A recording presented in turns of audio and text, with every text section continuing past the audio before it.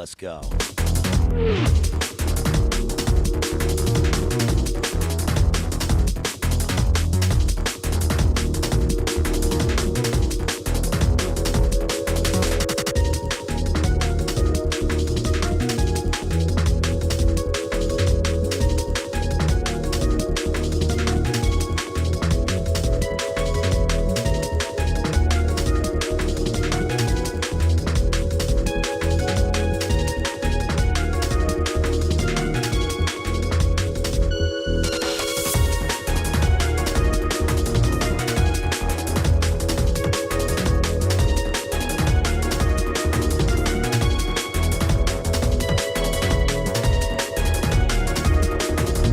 My mask is going off on this one. This one is smooth, y'all.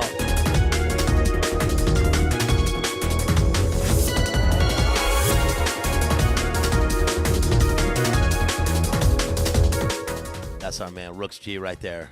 Rescue mission. Check out the link after the stream.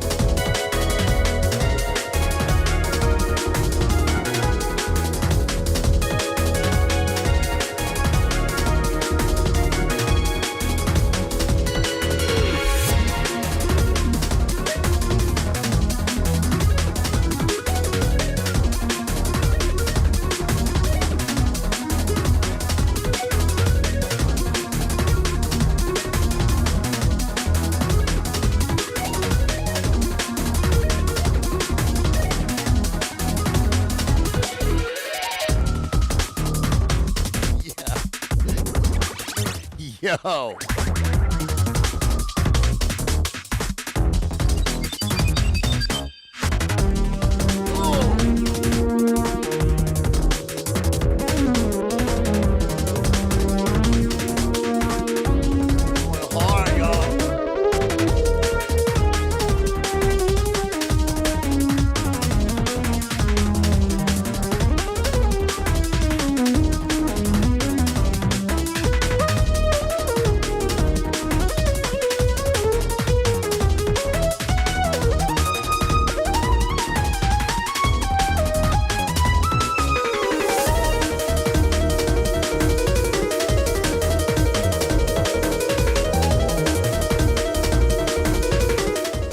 Jillian C, 83. Let's go. Shouts out to you.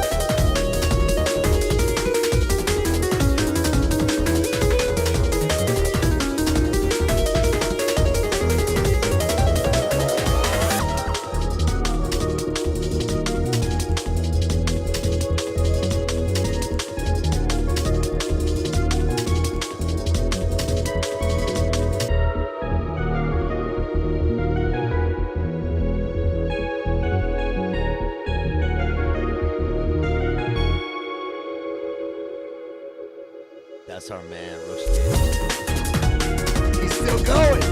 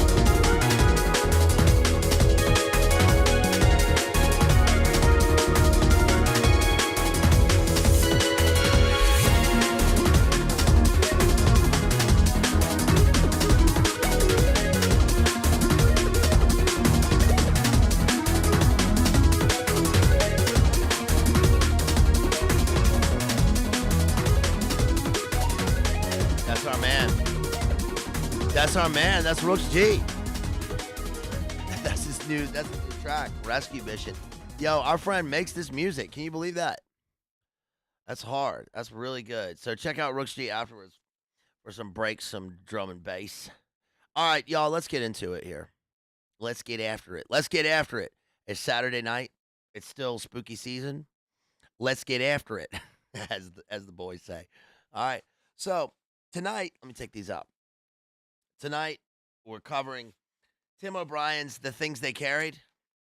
This is a fantastic book. This is This is an amazing book. It's crazy. It was published in 1990. It's a Vietnam. This is a Vietnam. It's a Vietnam book at Hill 364 at Londoc, at Quezon. This is a great book. And I'll say right off the bat that the thing that really got me about this is that I've never read it before I read it this week. I came home and I tore through it in an afternoon. And I mean, I really tore through this book. It's really incredible. And I've never read it before this week, and yet I feel like I've read it in a dream. If that makes any sense. It's like it's like I absorbed it straight into my neurons because the book that I have been working on for a long time. My book is called Monarch. I got a long way to go, but I've read the first three sections of it. First three brief chapters of the book, and there are parts in the book. The language mirrors this book completely. Now that makes sense in a way because I've read a lot of Vietnam literature. And I think I've sort of absorbed this, not the cadence of the book, that's mine, but the language, the sort of impressionistic language. It reminds me of the way you remember we did the analysis of the Thin Red Line, which is World War II, but we did the analysis of that, and the sort of language of that combined with there's a book called The Pugilist at Rest, which is a great book of short stories, which includes a Vietnam story. And then Oliver Stone, if you haven't read Oliver Stone's book, he wrote an autobiography called A Child's Night Dream, and it's about his time in Vietnam. And that's a great one. And also Yusef Komunyakaa. Remember we did an analysis of that way on early in the channel, and it was about Dien Kai Dao, his book. Yusef Komunyakaa is, in my opinion, the greatest living poet.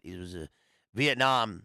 He was in Vietnam, and this book, the things they carried, is the same. I mean, it's a book of sort of vignettes.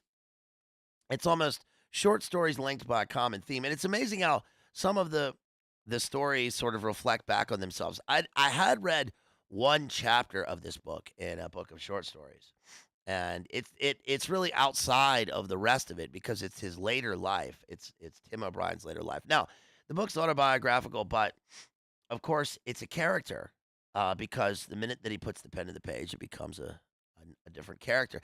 And actually, an amazing thing about this book is that a lot of the book talks about the process of writing itself and what it means to write. And he calls this sort of a what's the terminology he uses? It's like a deep reality and the he didn't say hyper reality, but he says a deep reality and it's kind of like the now and the now. You remember in Spaceballs? That was now. That was then. This is now. That's now. The present is now. It's now. But the book talks about that. And so it's really incredible because you can read a book about Vietnam in a number of different ways. For one, you could have a kind of you could have a kind of straight up autobiographical book. It depends on the speaker, it depends on the time, and how they perceive their time in war. And what I found in a lot of Vietnam literature is that there is a kind of surrealistic, dreamlike atmosphere to the narrative. In many of these books, it crosses over from author to author throughout the span of time since then. And there is this common thing with these writers, and I think that there are a number of different reasons for that. One is the simple fact of the kind of triple canopy, right? The jungle atmosphere really lends itself to this kind of this kind of vapor stream, where like there's the fog of war mixed with the mist and the fog of the landscape, combined with the unseen enemy, right? Charlie, eyeball to eyeball, worthy fucking adversary. Remember Walter Solchek? So that's part of the book, and it's really amazing. We're gonna what we're gonna do with this one is I'm gonna give you a basic plot rundown. What happens? Basically, the plot can be summarized as: guy goes to Nam, um, fights in the war, makes friends. They die at of course, unexpected times. He survives and then writes his book. That's the plot. Okay, but it's so much more. And I'm going to take you through large sections of the book because y- there's especially one section. There's one chapter where this is so amazing. This one chapter in the book is so incredible. I could not believe what I was reading because it takes on this again this surrealistic dreamlike, but it's not surrealism as in we've done a stream on surrealism, by the way, if you want to go back and watch that. It was in the Oscar Wilde, Dorian Gray stream where we talked about Velvet Buzzsaw and then surrealistic art. But it's not surrealistic in terms of the imagery, really. It's you are inside someone's mind in again a kind of outer zone, like a world that doesn't exist for us reading it. But we are inside of that world. We go to this other place, but then we are inside the mind of this person. And the events are so fantastical and phantasmagorical. I mean, it's almost like we're reading Edgar Allan Poe at times, fast forwarded 100, 100 something years, 120 years, I suppose. And I don't really spend much time like recommending books that I read, but this is very, very good. And Bert says this sounds way too high IQ and nerdy for me, so I'm out of here. Ciao and peace. Well, that's a shame because it isn't too high IQ. In fact, the way that the book is written is it really accessible. Shouts out to Bird. Drop a like. Please drop a like and subscribe, you guys. And if you feel like supporting me, the links are up there. Okay, you can super chat, you can dono chat, and you can support me directly, of course, which I would appreciate. I didn't get my super chat money today when it's supposed to come in. I guess because it's the weekend, so my actual my YouTube super chat money. So hopefully that'll come in Monday. Circle G drops $5 and says, "Do you think it's dreamlike because they're unknowingly dealing with something inherently spiritual?" Well, they're not unknowingly dealing with it. That's a good question. But actually, it's knowingly spiritual within this book. It's like they're in a spiritual realm. And the one chapter that I was just mentioning um, is crazy because it is true. We read about Phoenix program. We read Doug Valentine's Phoenix program, right, which is right up there behind me somewhere, right up there. You read about Phoenix program and you read about what these things were like in a sort of third person, third party objective sense. But then when you get the first person viewpoint, that's the book I'm trying to write. Is a kind of Phoenix program, MK Ultra book, Monarch victim, right? But we get an inside, we get a first and almost a second person viewpoint in this. Like he's talking directly to us, and he's there. And this one chapter is so incredible because it is that. There's nothing else that really comes close that I can think of in terms of describing that. So again, Tim O'Brien's the things they carried, the things they carried, and let's go ahead and start. Okay. So first of all, I'm going to read you the beginning of the book here. And Tim O'Brien is, of course, won a National Book Award before this, and he says this is the book is dedicated to the men of Alpha Company. He was a grunt. Shouts out to Grunt out there, our friend Grunt. And yeah, that's right, Tracy Twyman and Kathy O'Brien. I'm not genuflecting though. So the epigraph is from John Crow Ransom, Andersonville Diary, and he says this book is essentially different from any other that has been published concerning the late war or any of its incidents. Those who've had any such experience as the author will see its truthfulness at once, and to all other readers, it is commended as a statement of actual things. by one who experienced them to the fullest from John Crow Ransom. So he starts off at the beginning of the book. He's talking about malaria. He says here, what they carried was partly a function of rank, partly of field specialty, the things they carried.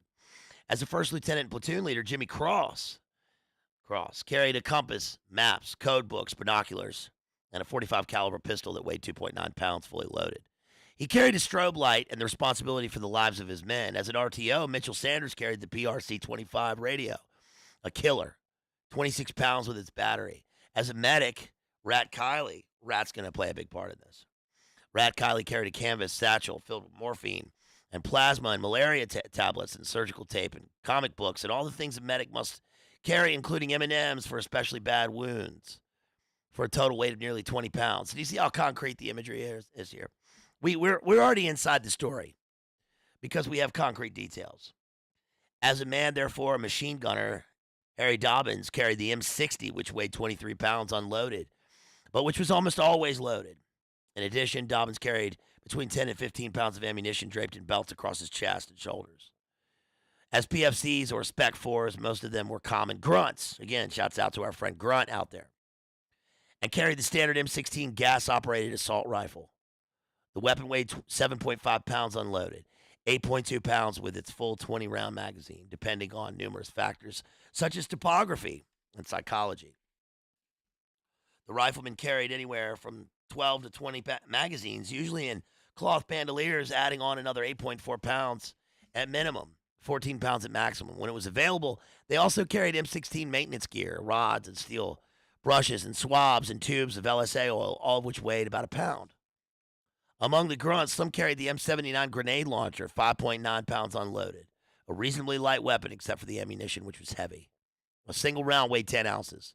The typical load was 25 pounds. But Ted Lavender, another repeating character in this, who was scared, carried 34 pounds when he was shot and killed outside Tonke. And he went down under an exceptional burden, more than 20 pounds of ammunition, plus the flak jacket and helmet, and rations of water and toilet paper and tranquilizers and all the rest, plus the unweighted fear. He was dead weight. There was no twitching or flopping. Kiowa, who saw it happen, and it was like watching a rock fall or a big sandbag or something, just boom, then down. Not like the movies where the dead guy rolls around and does fancy spins and goes ass over tea kettle. Not like that, Kiowa said. The poor bastard just flat fuck fell. Boom, down, nothing else. It was a bright morning in mid-April. Lieutenant Cross felt the pain. He blamed himself. They stripped off Lavender's canteens and ammo, all the heavy things. And Rat Kiley said the obvious, the guy's dead, and Mitchell Sanders used his radio to report one USKIA to request a chopper. Then they wrapped Lavender in his poncho. They carried him out to a dry paddy, established security, and sat smoking the dead man's dope until the chopper came. Lieutenant Cross kept to himself. He pictured Martha's smooth, young face, thinking he loved her more than anything, more than his men. And now Ted Lavender was dead because he loved her so much and could not stop thinking about her.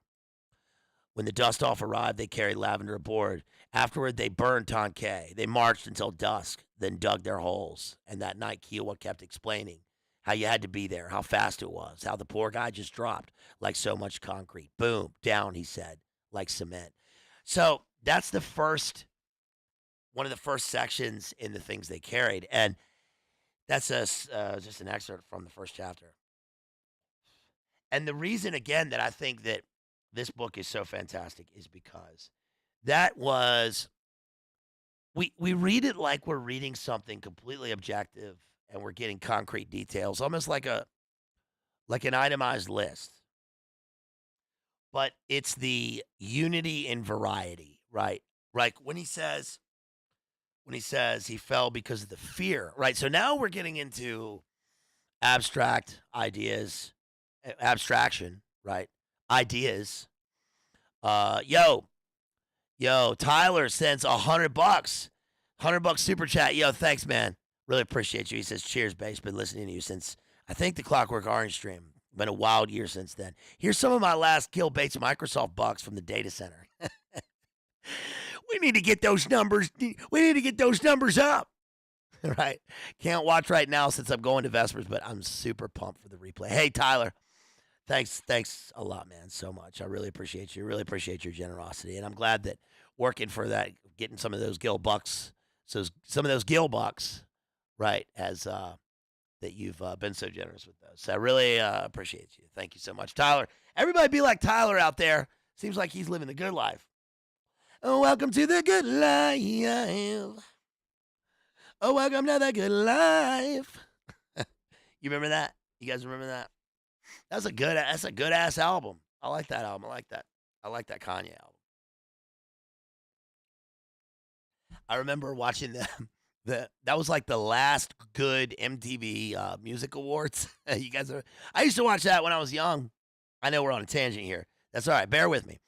Because we're talking about memory and also we're going to go into childhood in terms of the book. So I remember I used to watch every MTV Music Awards. The first one I watched was when I was with my friend Brad at his farm, and we watched the one hosted by Arsenio Hall way back, way back.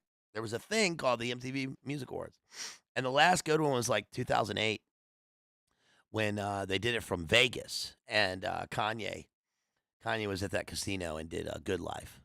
That was good. I like that song, man. I like that song. But yeah, thank you, Tyler. I really appreciate you. So again, we're getting into yo, shouts out to Block Party out there. We're getting into you know, abstract ideas here because he starts talking about fear, and that leads us into the metaphysical world and into a kind of spiritual world here because the details become more abstract, and yet that doesn't make them any less real. Obviously, in terms of literature, um, concrete and abstract ideas and words work together. They produce a picture of truth, right? And we go into the truth of this guy falling. We get the details. We get all of the things that they carry, and then we get the fact that his death is really what the speaker is carrying here.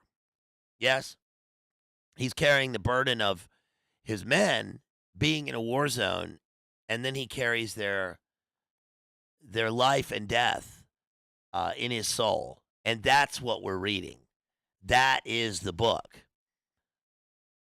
It's unbelievable. It really is unbelievable. It's invigorating reading a book like this. Like, I'm just a dude. I'm a dude who was born in 1980, right? I'm a geriatric millennial. I'm a Gen X millennial.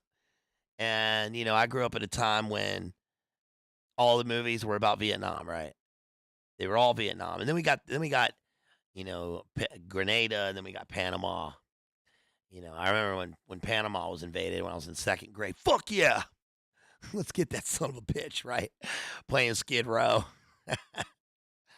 Now I know it's a little different than that. Like again, when they tell us that they had the helicopters outside of Noriega's residence and they were blasting Guns N' Roses and Skid Row, and that made him, they assaulted him with sound devices playing decadent rock and roll music, and that's what made him come out of his home, and then they took him. That's that's bullshit, right? They were playing ultrasonic weapons and ELF, right? Low drones. That's what made him come out. That's what makes you come out of your. I mean, in fact, Noriega was probably inside listening to 18 and Life You Got It. He was probably listening to that music. Why would he come outside when they're playing the music? That doesn't assault the ears, right? You know, I don't know.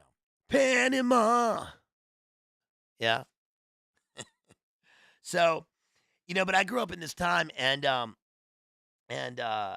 like that there's a character named Rat in this because I knew a guy named Rat, a friend of my family.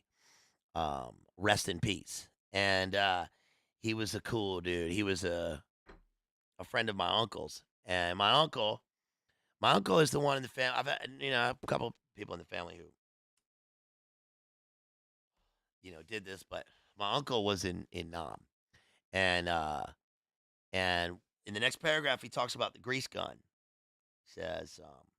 At various times in various situations, they carried M14s and Car-15s, Swedish Ks, and grease guns, and captured AK-47s and Choccoms and RPGs and Simonov carbines and black market Uzis and 38 caliber Smith and Wesson handguns and 66 millimeter laws and shotguns and silencers and blackjacks and bayonets and C4 plastic explosives.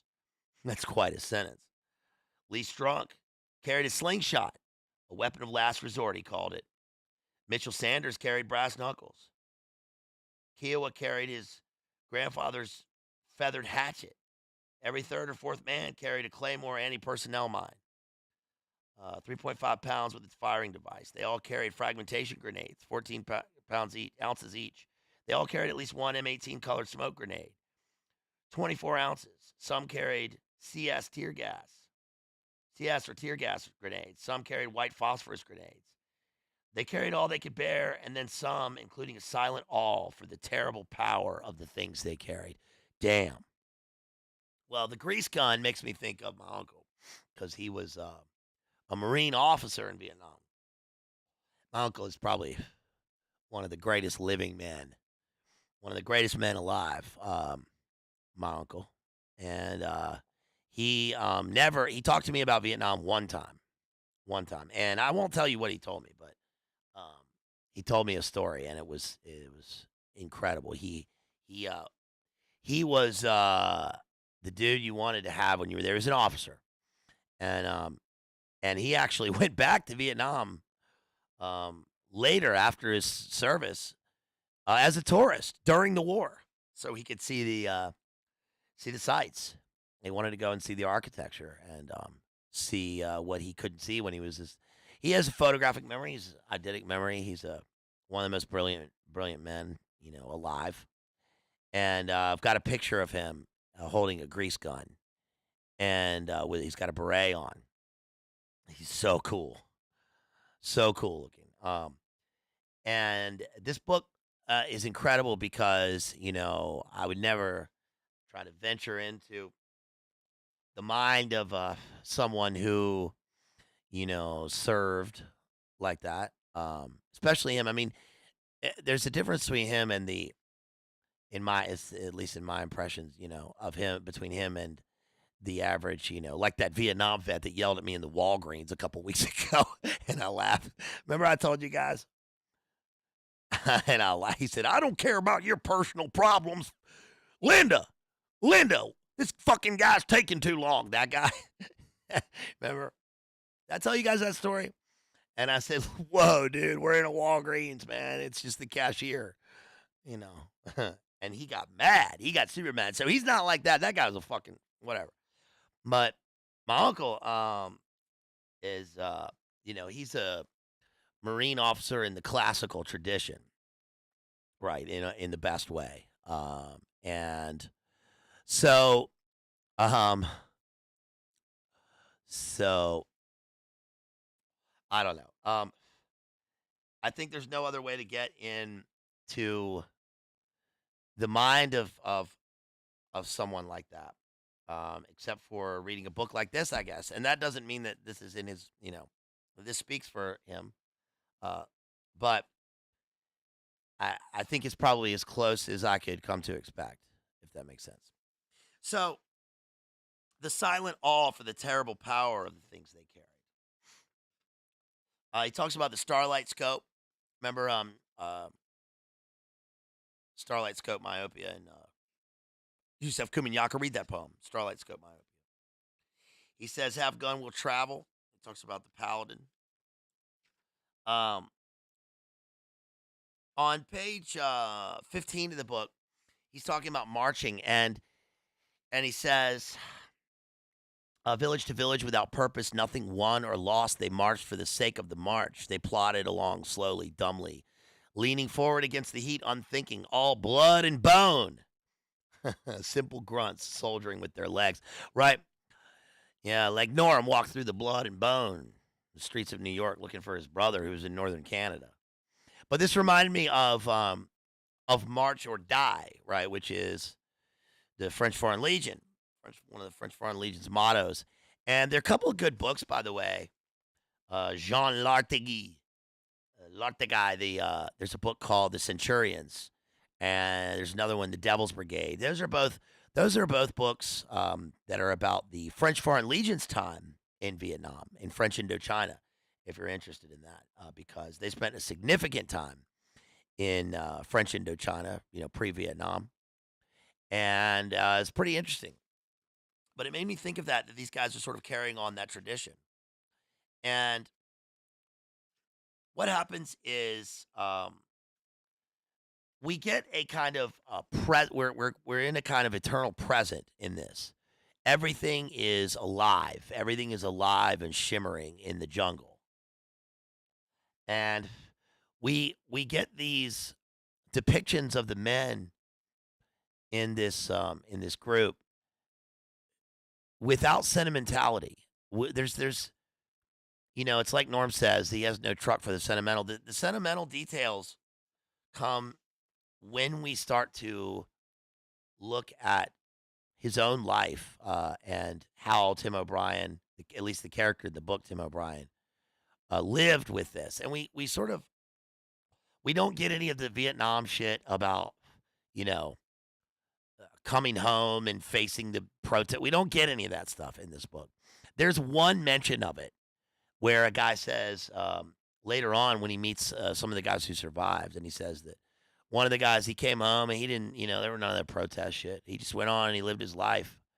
And that's the only mention of it in this book, which I appreciated because that kind of thing can overwhelm the impressions of the actual war, right?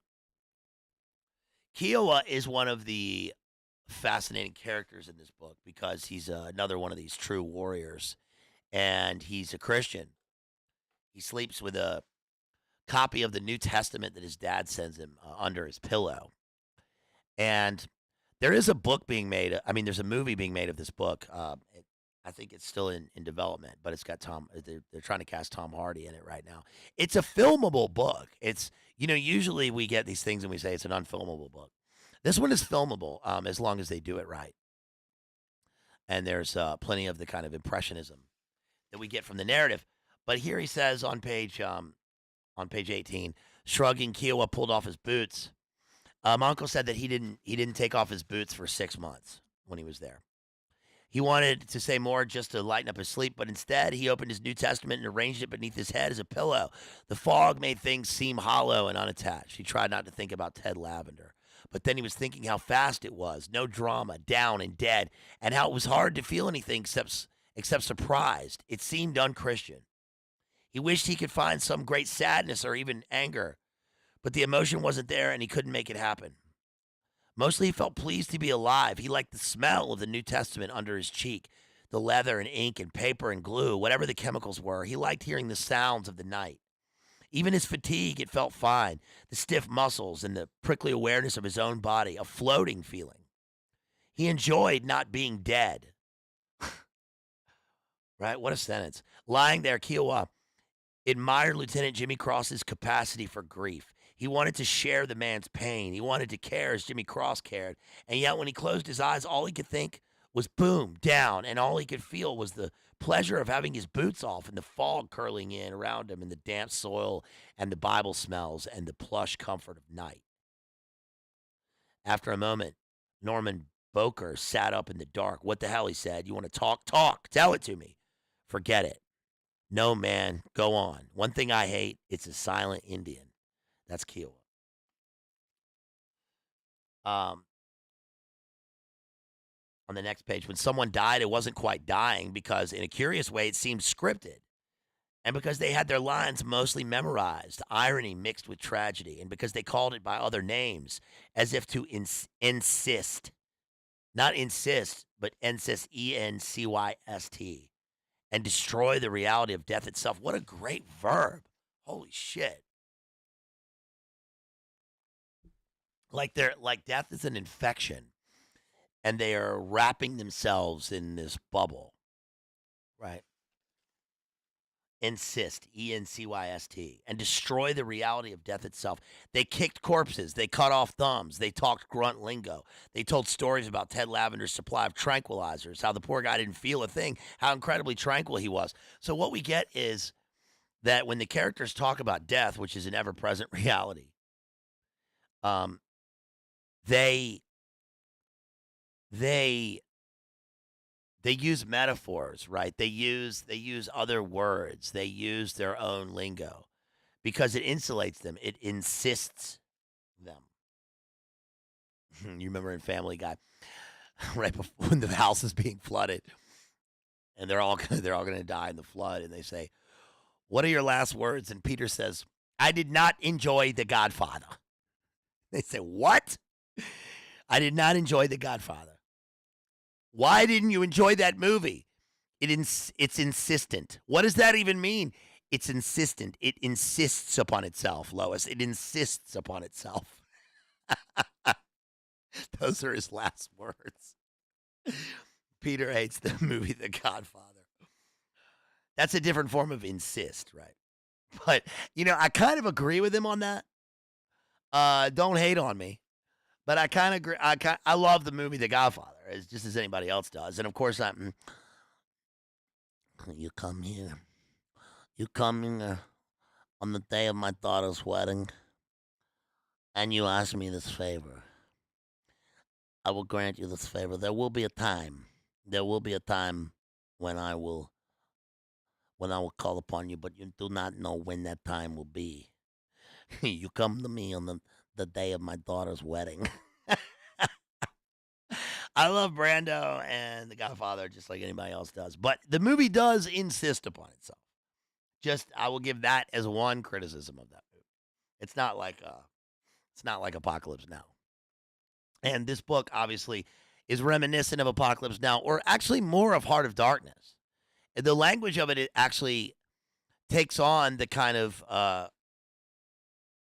don't know if it's a vernacular structure like Heart of Darkness does, but where it's impressionistic. It's almost like it's like one of these books where you are reading a kind of coded language of another world. Like there's something else in the language. It doesn't seem human. It doesn't not human. It doesn't seem normal to me. It's almost like a supernatural language written in the how the ring the runic language on the ring, right, in Lord of the Rings, it glows.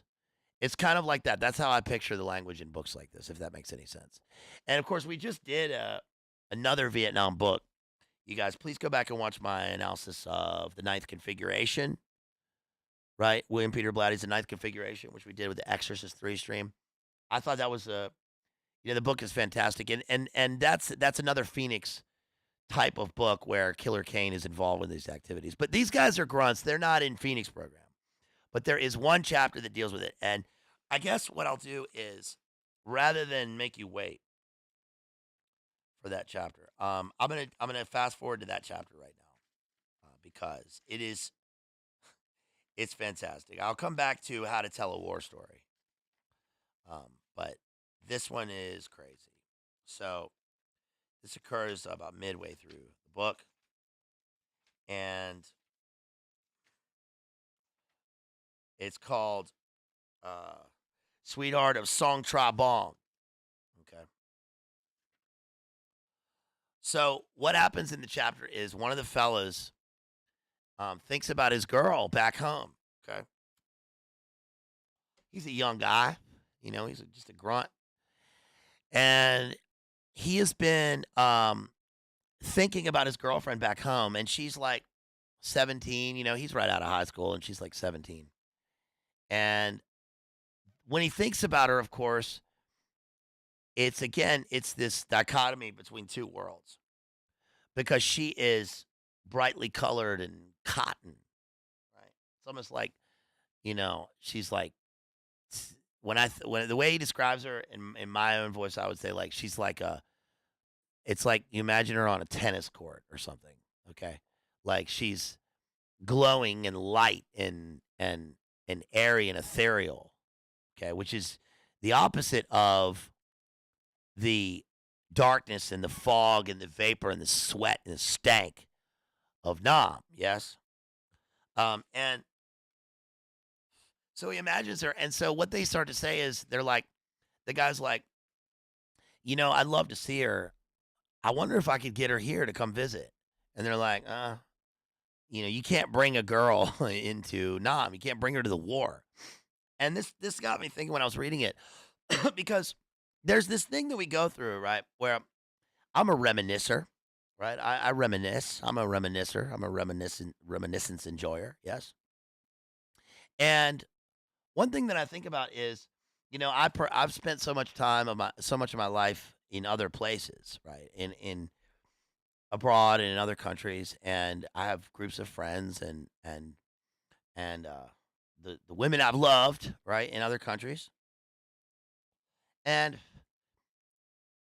it's crazy in this world, in this life we're in, that we're all on this planet, man, and they are alive. The people that I know are alive, and they're living, and I'm here and they're there. But we're in totally different worlds. It's like we might as well be in different lifetimes, you know?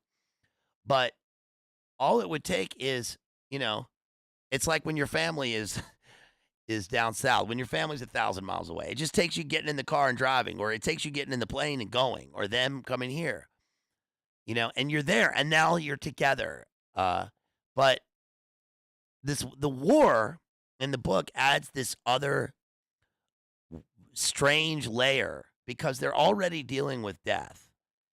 And we just read a passage where, you know, the people are alive and then they're dead. And that is we don't have to be in Vietnam or war to understand that, to empathize, as they say now, right?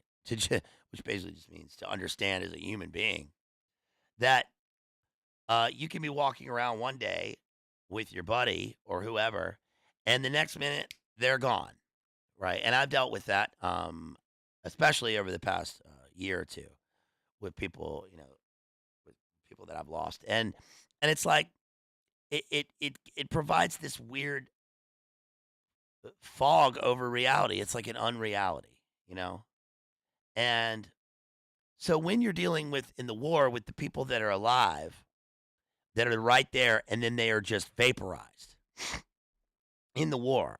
And then to add to that, this grunt is thinking about the girl that he loves who's back at home.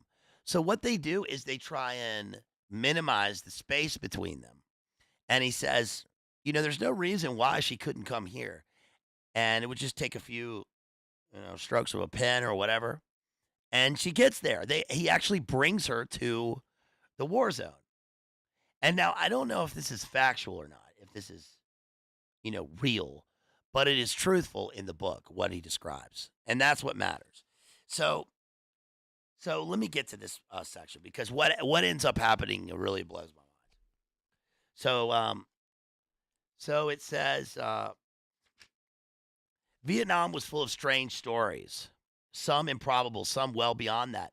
But the stories that will last forever are those that swirl back and forth across the border between trivia and bedlam, the mad and the mundane, right? Two separate worlds, unity and variety. The variety is the time and the place, and there's a unity in terms of the story.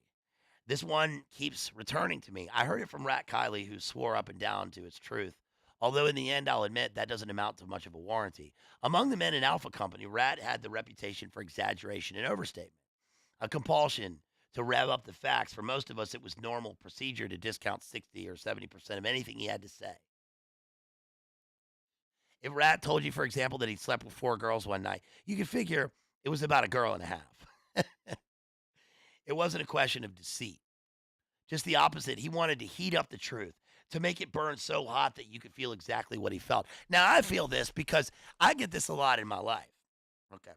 I've lived a good life, and when I tell people stories, I'm telling the truth. I'm telling the truth.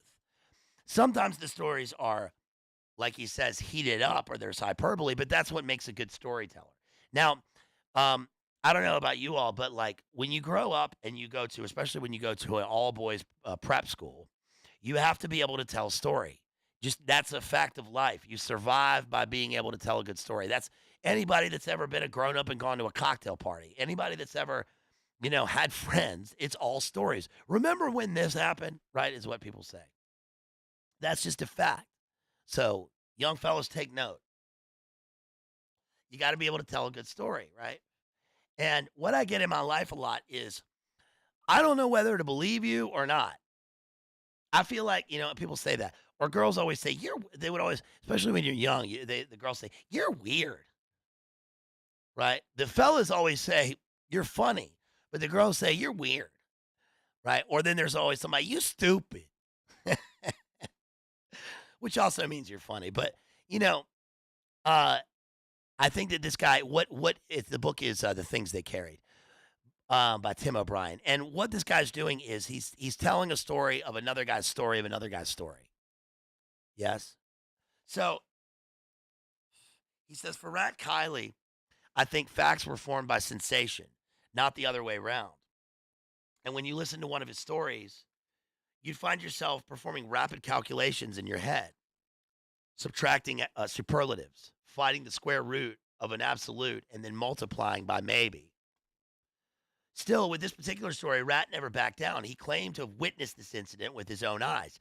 And I remember how upset he became one morning when Mitchell Sanders challenged him on his basic premise. It can't happen, Sanders said. Nobody ships their honey over to Nam.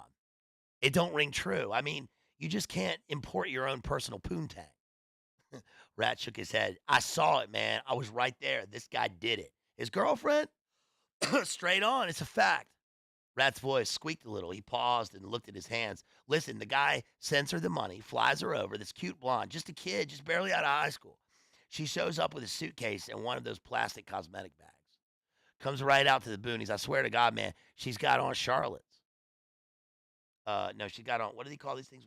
Culottes? And this sexy pink sweater. There she is. I remember Mitchell Sanders folding his arms. He looked over at me for a second, not quite grinning, not saying a word, but I could read the amusement in his eyes. Rat saw it too. No lie, he said. What are culottes? Somebody tell me what culottes? What's culottes? Culottes. Somebody tell me what that is.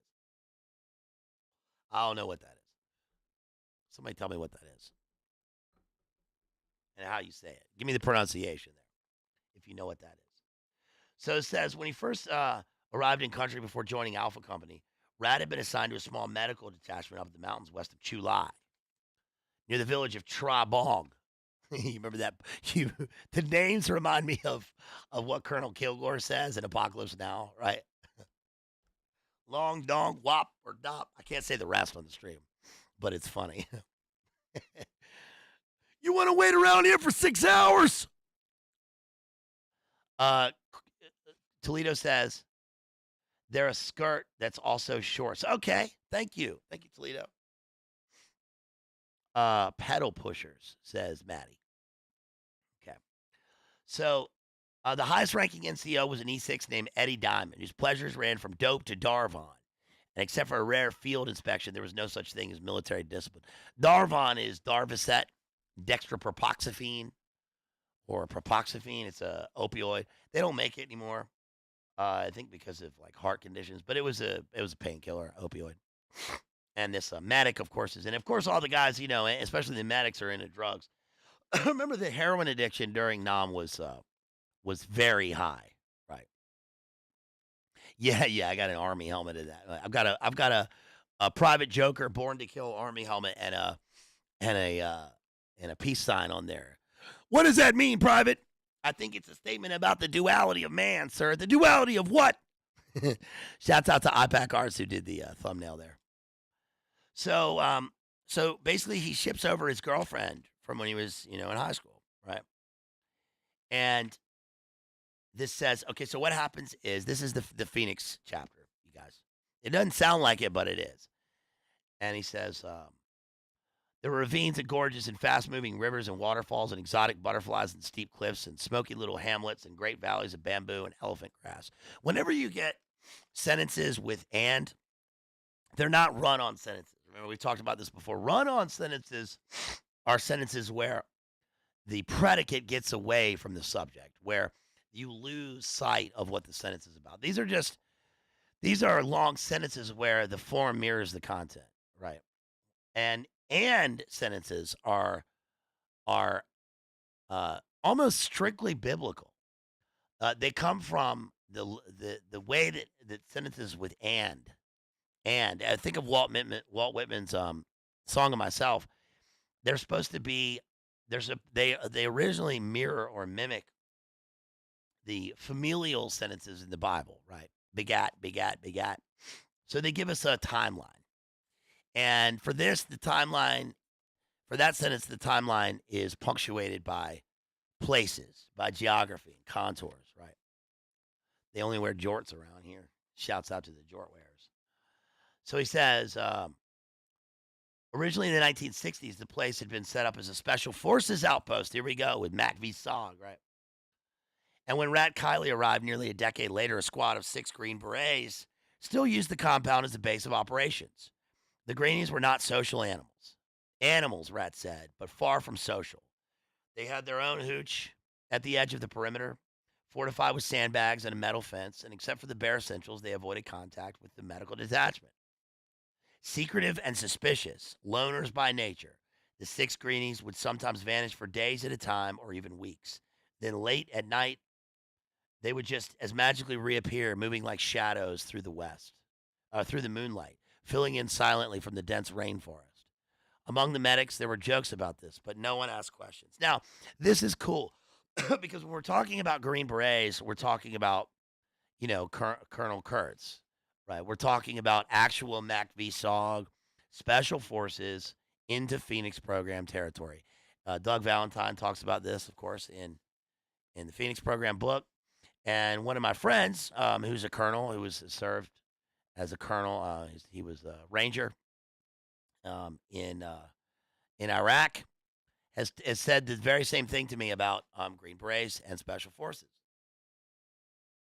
Now, if you are listening to this right now and you have military experience, after the stream, can you please drop me a comment? Tell me about your. You don't have to be specific, of course. You can say whatever you want about it, abiding by toss.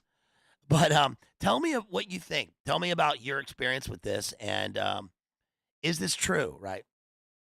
What's your experience with special forces and being off by themselves and with their own special hooch? They are different. So he says, while the outpost was isolated and vulnerable, hopefully I see my video connections going down. So we might be freezing up a little bit. Hopefully the audio is still good.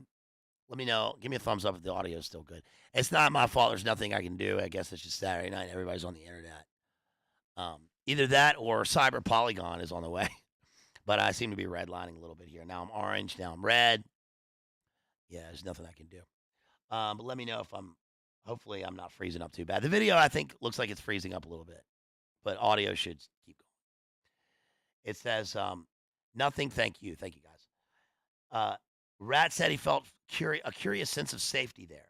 Nothing much ever happened. The place was never mortared, never taken under fire, and the war seemed to be somewhere far away. That's interesting, right? It's interesting that you are amongst the most dangerous people, but you feel the safest.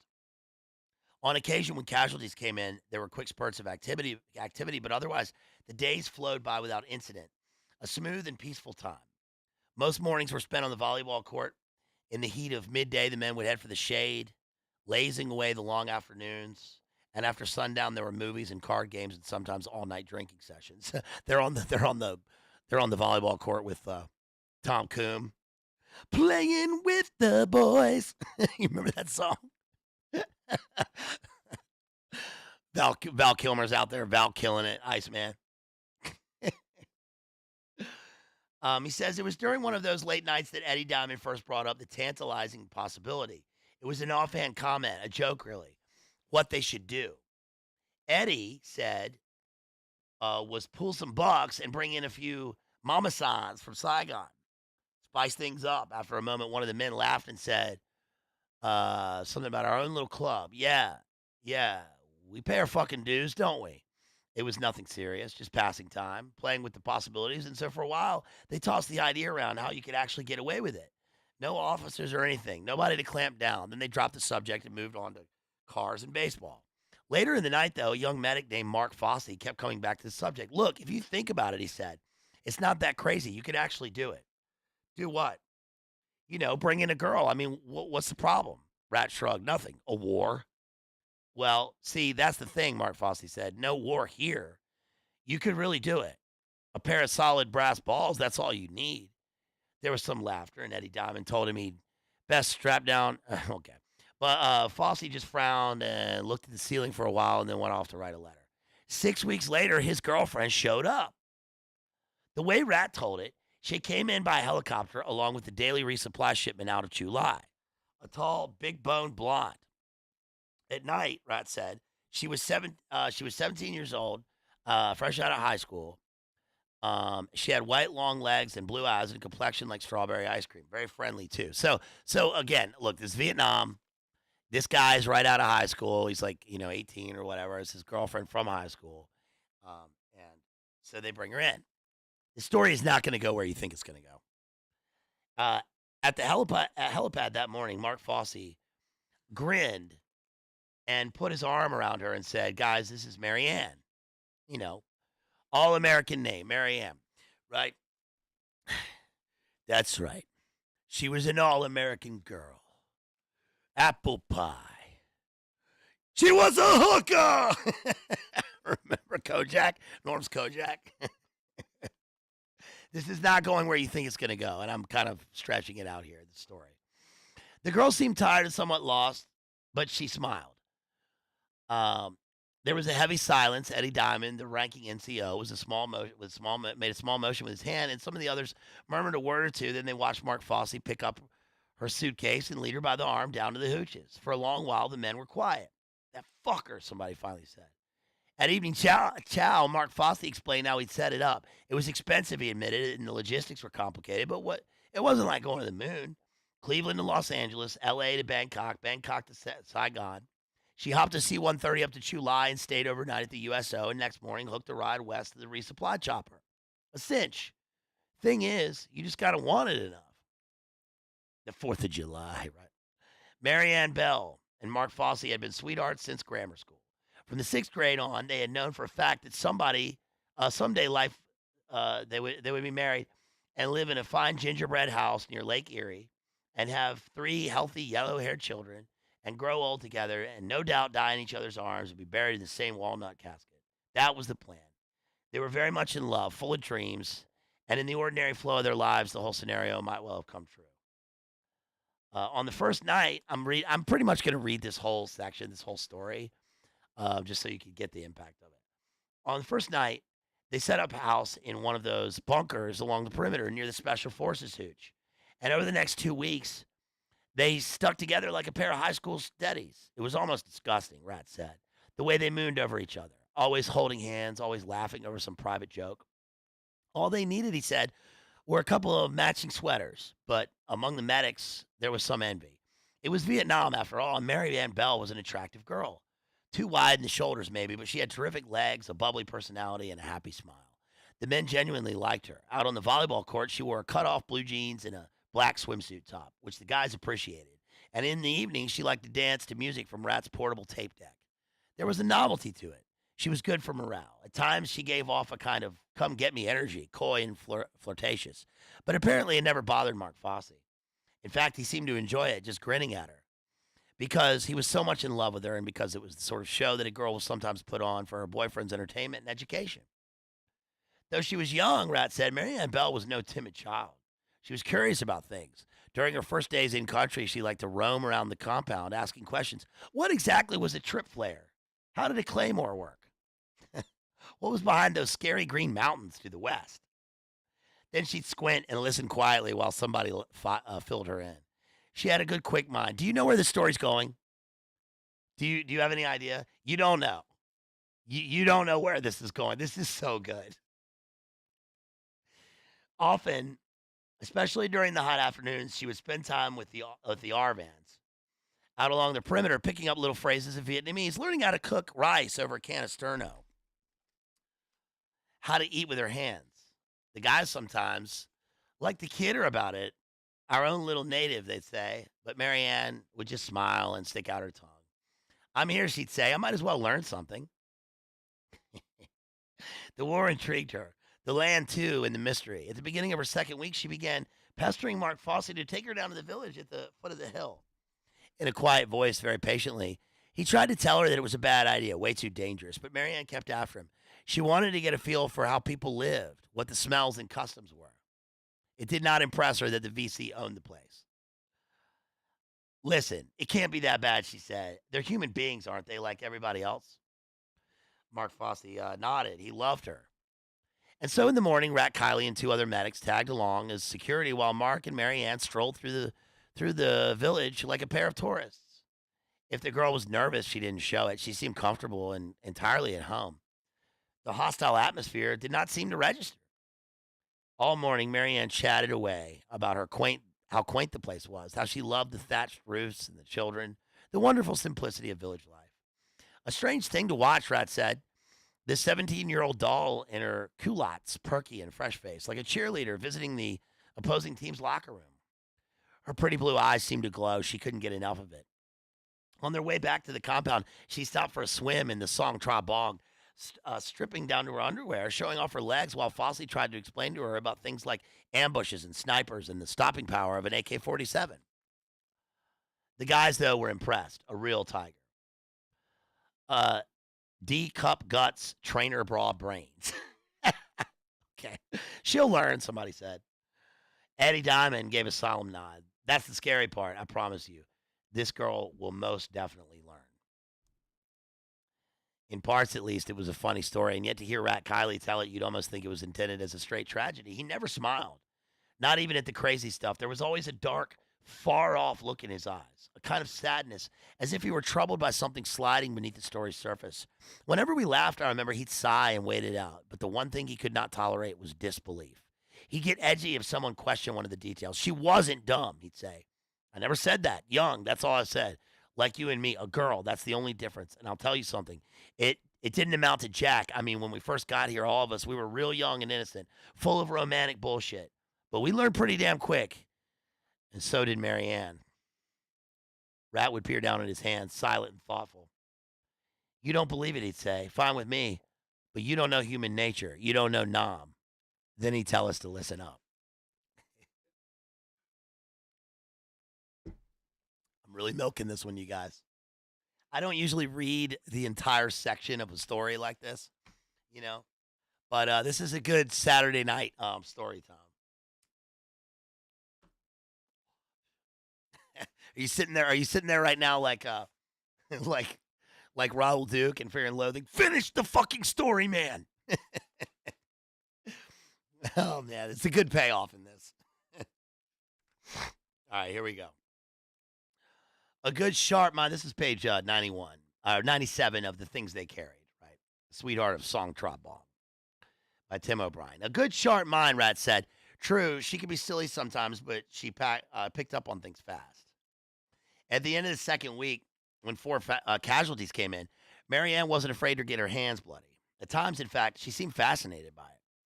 Not the gore so much, but the adrenaline buzz that went with the job, that quick hot rush in your veins when the chopper settled down and you had to do things fast.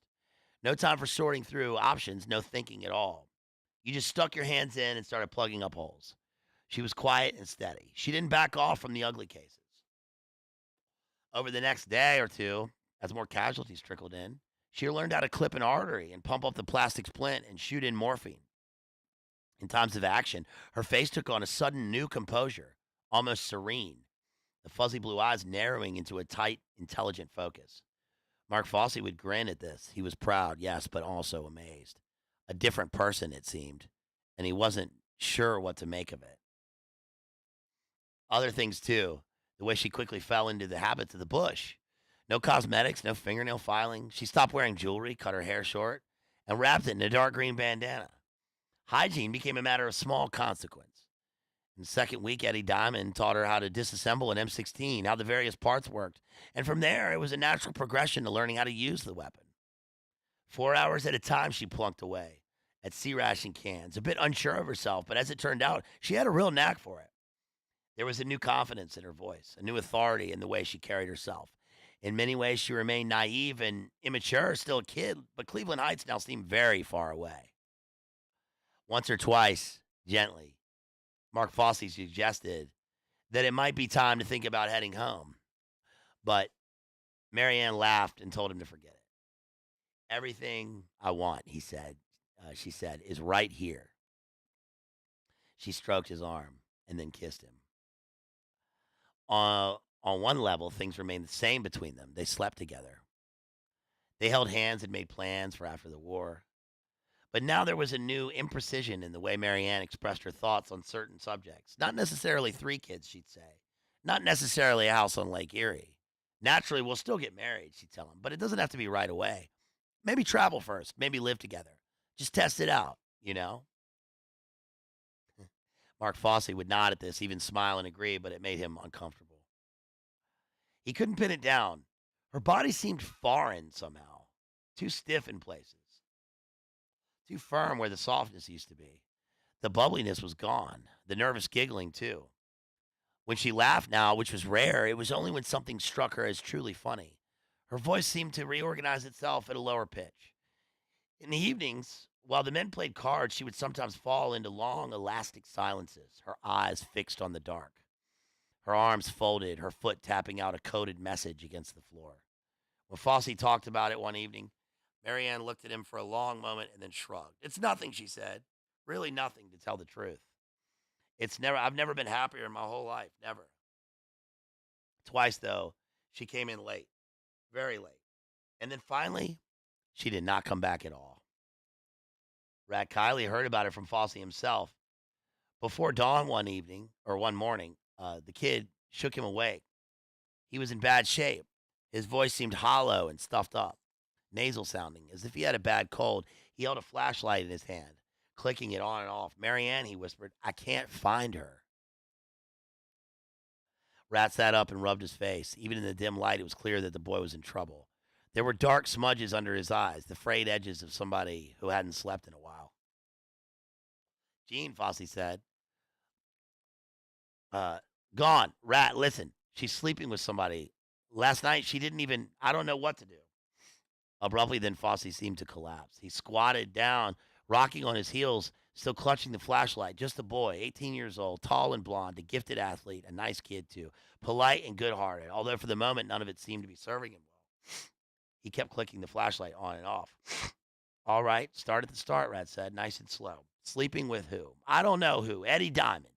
Eddie? Has to be. The guy is always there, always hanging on her. Rat shook his head. Man, I don't know. Can't say it strikes a right note. Not with Eddie. Yes, but he's easy does it, Rat said. He reached out and tapped the boy's shoulder. Why not just check some bunks? We got 9 guys, you and me. That's 2. So there's 7 possibilities. Do a quick body count. But I can't. If she's there, if she's with somebody, oh, Christ. Rat pushed himself up. He took the flashlight, muttered something, and moved down to the far end of the hooch. For privacy, the men had rigged up curtain walls around their cots, small makeshift bedrooms, and in the dark, Rat went quickly from room to room using the flashlight to pluck out the faces. Eddie Diamond slept a hard, deep sleep. The others, too. To be sure, though, Rat checked once more very carefully, then he reported back to Fosse. All accounted for, no extras. Eddie, Darvon dreams. He's in an opiated sleep, right? Rat switched off the flashlight and tried to think it out. Maybe she just, I don't know, maybe she camped out tonight. Under the stars or something. You searched the compound? Sure I did. Well, come on, Rat said. One more time. Outside, a soft violet light was spreading out across the eastern hillsides.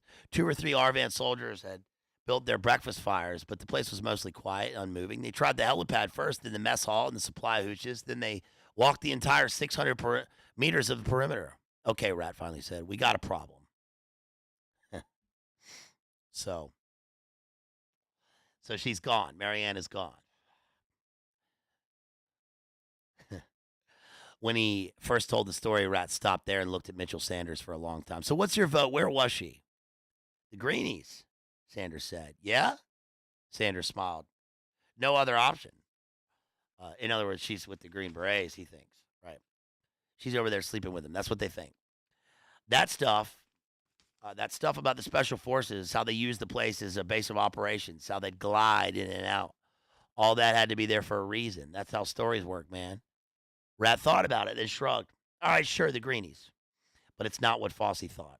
She wasn't sleeping with any of them.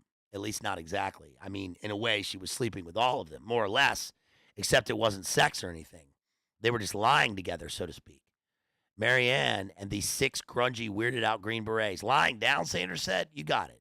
Lying down how? Rat smiled. Ambush. All night long, man. Marianne's out on fucking ambush. Just after sunrise, Rat said she came trooping in through the wire, tired looking but cheerful as she dropped her gear and gave Mark Fosse a brisk hug.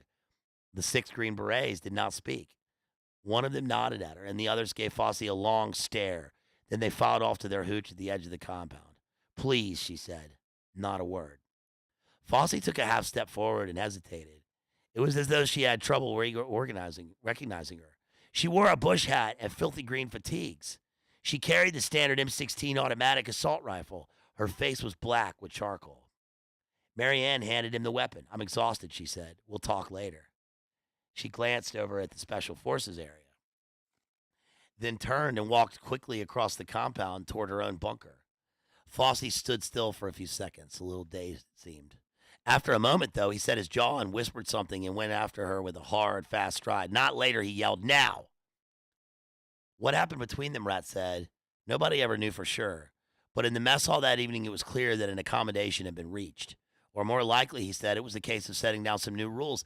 Marianne's hair was freshly shampooed. She wore a white blouse, a navy blue skirt, a pair of plain black flats. Over dinner, she kept her eyes down, poking at her food. Subdued to the point of silence, Eddie Diamond and some of the others tried to nudge her into talking about the ambush. What was the feeling out there? What exactly did she see and hear? But the question seemed to give her trouble. Nervously, she looked across the table at Fosse. She'd wait a moment, as if to receive some sort of clearance. Then she'd bow her head and mumble out a vague word or two. There were no real answers. Nobody's business, he told Rat that night. Then he offered a brief smile. One thing for sure, though, there won't be any more ambushes, no more late nights. You laid down the law? Compromise, Fosse said. I put it this way. We're officially engaged. Well, hey, she'll make a sweet bride, he said. Combat ready. All right. It's still not going where you think it's going to go.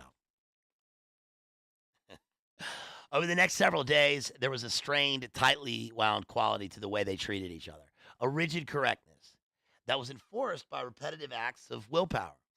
To look at them from a distance, Rat said, you would think that they were the happiest 2 people on the planet. They spent long afternoons sunbathing together, stretched out side by side on top of their bunker, or playing backgammon in the shade of a giant palm tree, or just sitting quietly, a model of togetherness, it seemed. And yet at close range, their faces showed the tension. Too polite, too thoughtful. Mark Fosse tried hard to keep up a self-assured pose, as if nothing had ever come between them or could ever, but there was a fragility to it, something tentative and false.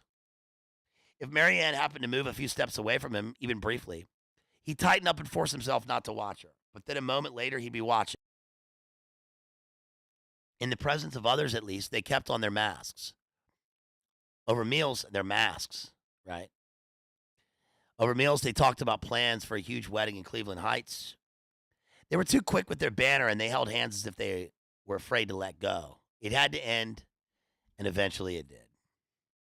Near the end of the 3rd week, Fosse began making arrangements to send her home. At first, Rat said Marianne wanted to accept it. But then after a day or two, she fell into a restless gloom, sitting off by herself at the edge of the perimeter. She would not speak, shoulders hunched, her blue eyes opaque. She seemed to disappear inside herself. A couple of times, Fosse approached her and tried to talk about it, but Marianne just stared out at the green, dark mountains to the west. The wilderness seemed to draw her in.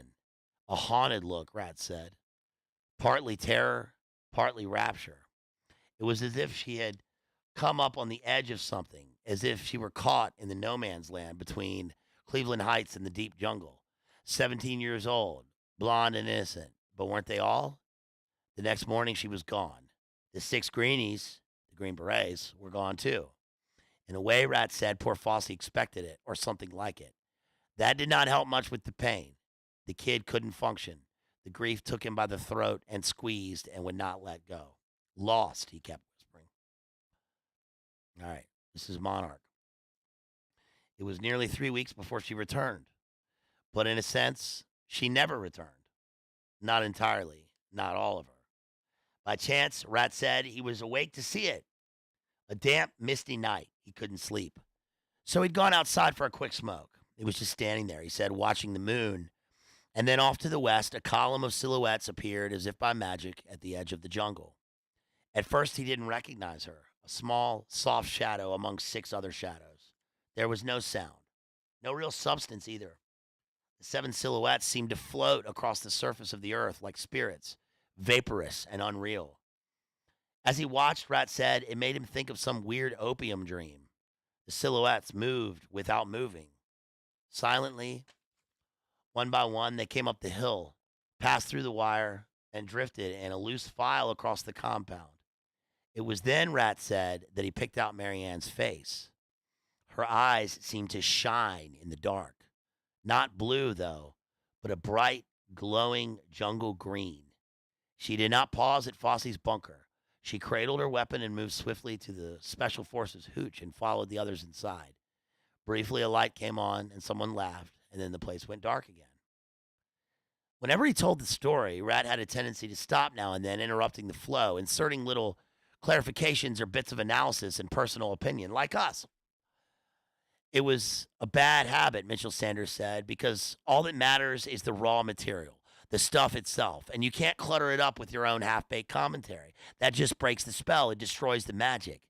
What you have to do, Sanders said, is trust your own story. Get the hell out of the way and let it tell itself. Now, do you notice, by the way, that the speaker here is doing exactly what he's saying was done in the story, and that's what we're doing here.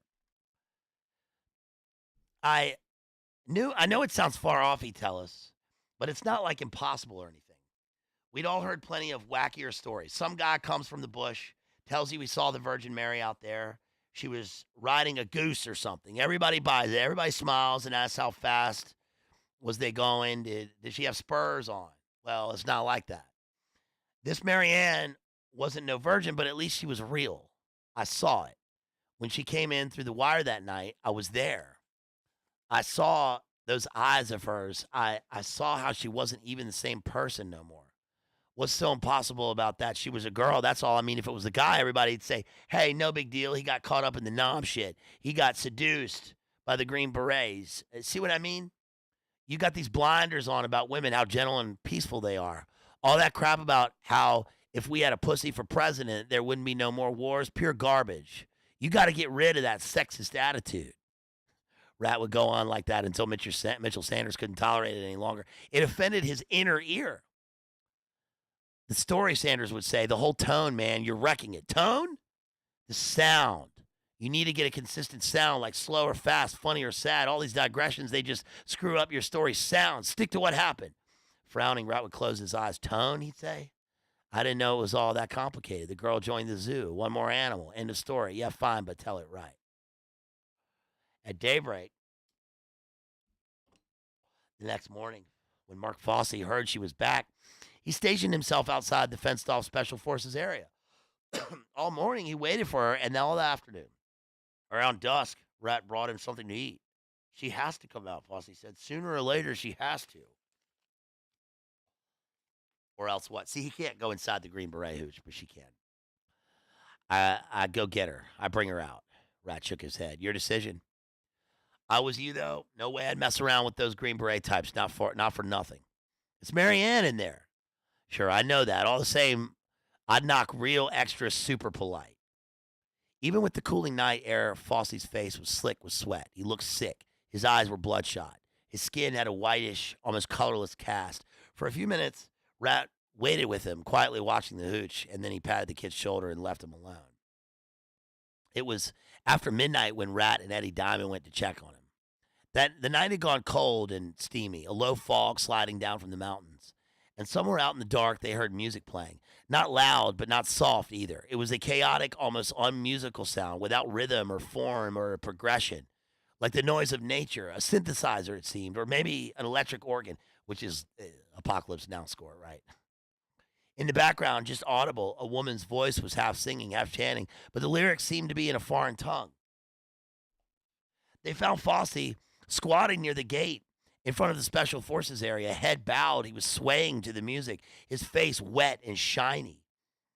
As Eddie bent down beside him, the kid looked up with dull eyes, ashen and powdery, not quite in register. Hear that? He whispered. You hear? It's Marianne. Notice how the sound, he's describing the sound and the tone, and he was just talking about the tone. Eddie Diamond took his arm, but a different kind of tone. Let's get you inside somebody's radio. That's all it is. Move it now. Marianne, just listen. Sure, but listen. Fosse suddenly pulled away, twisting sideways, and fell back against the gate. He lay there with his eyes closed. The music, the noise, whatever it was, came from the hooch beyond the fence. The place was dark except for a small glowing window, which stood partly open. The panes dancing in bright reds and yellows as though the glass were on fire. The chanting seemed louder now, fiercer too, and higher pitched. Fosse pushed himself up. He wavered for a moment and then forced the gate open. That voice, he said. Marianne. Rat took a step forward, reaching out for him, but Fosse was already moving fast toward the hooch. He stumbled once, caught himself, and hit the door hard with both arms. There was a noise, a short screeching sound like a cat, and the door swung in, and Fosse was framed there for an instant, his arms stretched out. Then he slipped inside. After a moment, Rat and Eddie followed quietly. Just inside the door, they found Eddie bent down on one knee. He wasn't moving. Genuflecting. Across the room, a dozen candles were burning on the floor near the open window. The place seemed to echo with a weird, deep wilderness sound, tribal music, bamboo flutes and drums and chimes. But what hit you first, Rat said, was the smell. Two kinds of smells. There was a topmost scent of jaw sticks and incense, like the fumes of some exotic smokehouse, but beneath the smoke lay a deeper and much more powerful stench. Impossible to describe, Rat said. It paralyzed your lungs. Thick and numbing, like an animal's den, a mix of blood and scorched hair and excrement, and the sweet, sour odor of moldering flesh. The stink of the kill. But that wasn't all. On a post at the rear of the hooch was the decayed head of a large black leopard. Strips of yellow-brown skin dangled from the overhead rafters, and bones, stacks of bones, all kinds. To one side, propped up against a wall, stood a poster in neat black lettering. Assemble your own uh, word I can't use. Free sample kit. The images came in a swirl, Rat said, and there was no way you could process it all. Off in the gloom, it's a G slur, and there was no way you could process it all. Off in the gloom, a few dim figures lounged in hammocks or on cots, and none of them moved or spoke. The background music came from a tape deck near the circle of candles, but the high voice was Marianne's. After a second, Mark Fosse made a soft moaning sound. He started to get up, but then stiffened. Marianne, he said. Quietly then, she stepped out of the shadows. At least for a moment, she seemed to be the pretty young girl who had arrived a few weeks earlier. She was barefoot. She wore her pink sweater and a white blouse and a simple cotton skirt. For a long while, the girl gazed down at Fosse almost blankly, and in the candlelight, her face had the composure of someone perfectly at peace with herself. It took a few seconds, Rat said, to appreciate the full change. In part, it was her eyes, utterly flat and indifferent. There was no emotion in her face, no sense of the person behind it. But the grotesque part, he said, was her jewelry. At the girl's throat was a necklace of human tongues, elongated and narrow, like pieces of blackened leather. The tongues were threaded along a length of copper wire, one overlapping the next. The tips curled upward as if caught in a final shrill syllable. Briefly, it seemed, the girl smiled at Mark Fosse. There's no sense talking, she said. I know what you think, but it's not bad. Bad, Fosse murmured. It's not. In the shadows, there was laughter. One of the greenies sat up and lighted a cigar. The others lay silent. You're in a place, Marianne said softly, where you don't belong. She moved her hand in a gesture that encompassed not just the hooch, but everything around it. The entire war, the mountains, the mean little villages, the trails and the trees and rivers and deep misted over valleys. You just don't know, she said. You hide in this little fortress behind wire and sandbags, and you don't know what it's all about. Sometimes I want to eat this place, Vietnam. I want to swallow the whole country, the dirt, the death. I just want to eat it and have it there inside me. That's how I feel. It's like this appetite. I get scared sometimes, lots of times, but it's not bad, you know? I feel close to myself. When I'm out there at night, I feel close to my own body. I can feel my blood moving, my skin and my fingernails, everything. It's like I'm full of electricity and I'm glowing in the dark. I'm on fire almost. I'm burning away into nothing. But it doesn't matter because I know exactly who I am. You can't feel like that anywhere else. All this was said softly as if to herself, her voice slow and impassive. She was not trying to persuade. For a few moments, she looked at Mark Fossey, who seemed to shrink away, and then she turned and moved back into the gloom, and there was nothing to be done. There was nothing to be done. Rat took Fossey's arm and helped him up and led him outside. In the darkness, there was the weird tribal music, which seemed to come from the earth itself, from the deep rainforest, and a woman's voice rising up in a language beyond translation. Mark Fossey stood rigid. Do something, he whispered. I can't just let her go like that. Rat listened for a time and then shook his head. Man, you must be deaf. She's already gone. Rat Kiley stopped there, almost in mid-sentence, which drove Mitchell Sanders crazy. What next? He said next. The girl, what happened to her? Rat made a small, tired motion with his shoulders. Hard to tell for sure. Maybe 3-4 days later, I got orders to report here to Alpha Company. Jumped the first chopper out. That's the last I ever seen of the place. Marianne, too. Mitchell Sanders stared at him. You can't do that. Do what? Jesus Christ, it's against the rules, Sanders said. Against human nature. This elaborate story, you can't say, hey, by the way, I don't know the ending. I mean, you got certain obligations. Rat gave a quick smile. Patience, man. Up to now, everything I told you is from personal experience. The exact truth. But there's a few other things I heard secondhand, third hand, actually. From here on, it gets to be, I don't know what the word is. Speculation? Yeah, right. Anyhow, 2 months later, I ran into Eddie Diamond over Bangkok. I was on R&R, just this fluke thing, and he told me some stuff I can't vouch for with my own eyes. Even Eddie didn't really see it. He heard it from one of the Green Berets. So you got to take this with a whole shaker full of salt. You know, I loved her. Say again? A lot. We all did, I guess. The way she looked. Marianne made you think about those girls back home, how clean and innocent they all are, how they'll never understand any of this, not in a billion years. You try to tell them about it, and they'll just stare at you with those big, round candy eyes. They won't understand zip. It's like trying to tell somebody what chocolate tastes like. There it is. You got to taste it. And that's the thing with Marianne. She was there.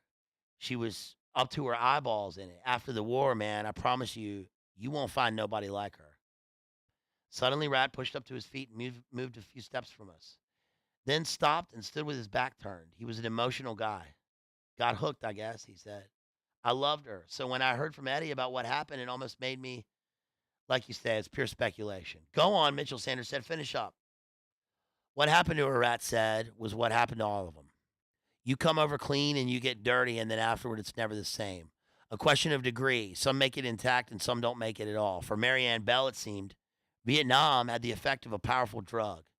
That mix of unnamed terror and unnamed pleasure that comes as the needle slips in and you know you're risking something. The endorphins start to flow and the adrenaline, and you hold your breath and creep quietly through the moonlit nightscapes. You become intimate with danger. You're in touch with the far side of yourself as though it's another hemisphere. You want to string it out and go wherever the trip takes you and be host to all the possibilities inside yourself. Not bad, she'd said. Vietnam made her glow in the dark. She wanted more. She wanted to penetrate deeper into the mystery of herself, and after a time, the wanting became needing, which turned then to craving. According to Addie Diamond, who heard it first from one of the Green Berets, she took a greedy pleasure in night patrols. She was good at it. She had the moves, all camouflaged up, her face smooth and vacant. She seemed to flow like water through the dark, like oil, without sound or center. She went barefoot. She stopped carrying a weapon. There were times, apparently, when she took crazy death wish chances, things that even the greenies balked at. It was as if she were taunting some wild creature out in the bush or in her head, inviting it to show itself, a curious game of hide and go seek that was played out in the dense terrain of a nightmare. She was lost inside herself. On one occasion, when they were taken under fire, Marianne would stand quietly and watch the tracer around snap by, a little smile at her lips, intent on some private transaction with the war. Other times, she would simply vanish altogether for hours, for days.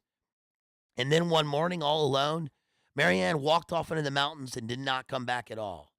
No body was ever found, no equipment, no clothing. For all he knew, Rat said the girl was still alive, maybe up in one of the high mountain villages, maybe with the Montagnard tribes. But that was guesswork. There was an inquiry, of course, and a week-long air search. And for a time, the Trabon compound went crazy with MP and CID types. In the end, however, nothing came of it. It was a war, and the war went on. Mark Fossey was busted to PFC, shipped back to a hospital in the States, and 2 months later received a medical discharge. Marianne Bell joined the missing. But the story did not end there. If you believe the Greenies, Rat said, Marianne was still out there somewhere in the dark. Odd movements, odd shapes. Late at night, when the Greenies were out on ambush, the whole rainforest seemed to stare in at them, a watched feeling. And a couple of times they almost saw her sliding through the shadows. Not quite, but almost. She had crossed to the other side. She was part of the land. She was wearing her culottes, her pink sweater, and a necklace of human tongues. She was dangerous. She was ready for the kill. All right. So that is the chapter. That is one chapter in this book. What do you think? What did you guys think? Did it go where you thought it was going to go? Fucking hell, what a good story. I mean, look, it's Spooktober, and that is a spooky story. That, to me, is spookier than any spooky story we could be going over. Marianne Bell, right?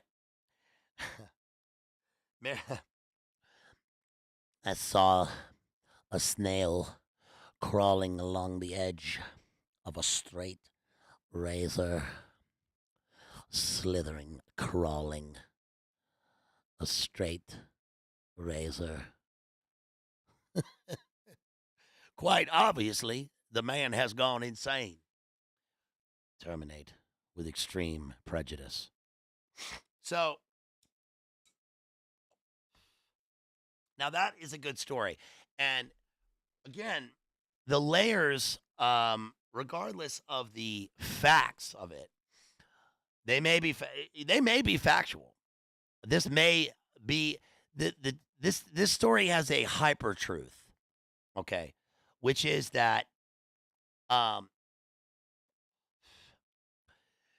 like she has 50 cats. She has 50 jaguars. She is Colonel Kurtz. She is vapor and fog. She is the embodiment of the Kathy O'Brien story.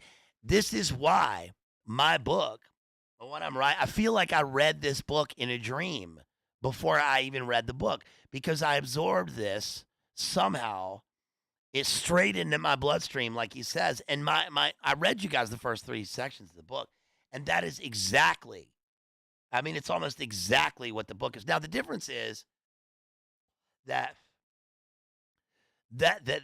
mine and the O'Brien stories are MK Delta Monarch mind controlled, Winter Soldier assassins. Okay, and this is the straight up shock, the shock and awe of a person confronting the darkness on the outside and the glowing, shimmering rainforest of death that they then see on the inside of themselves. They become this person embodies war and destruction. She becomes a kind of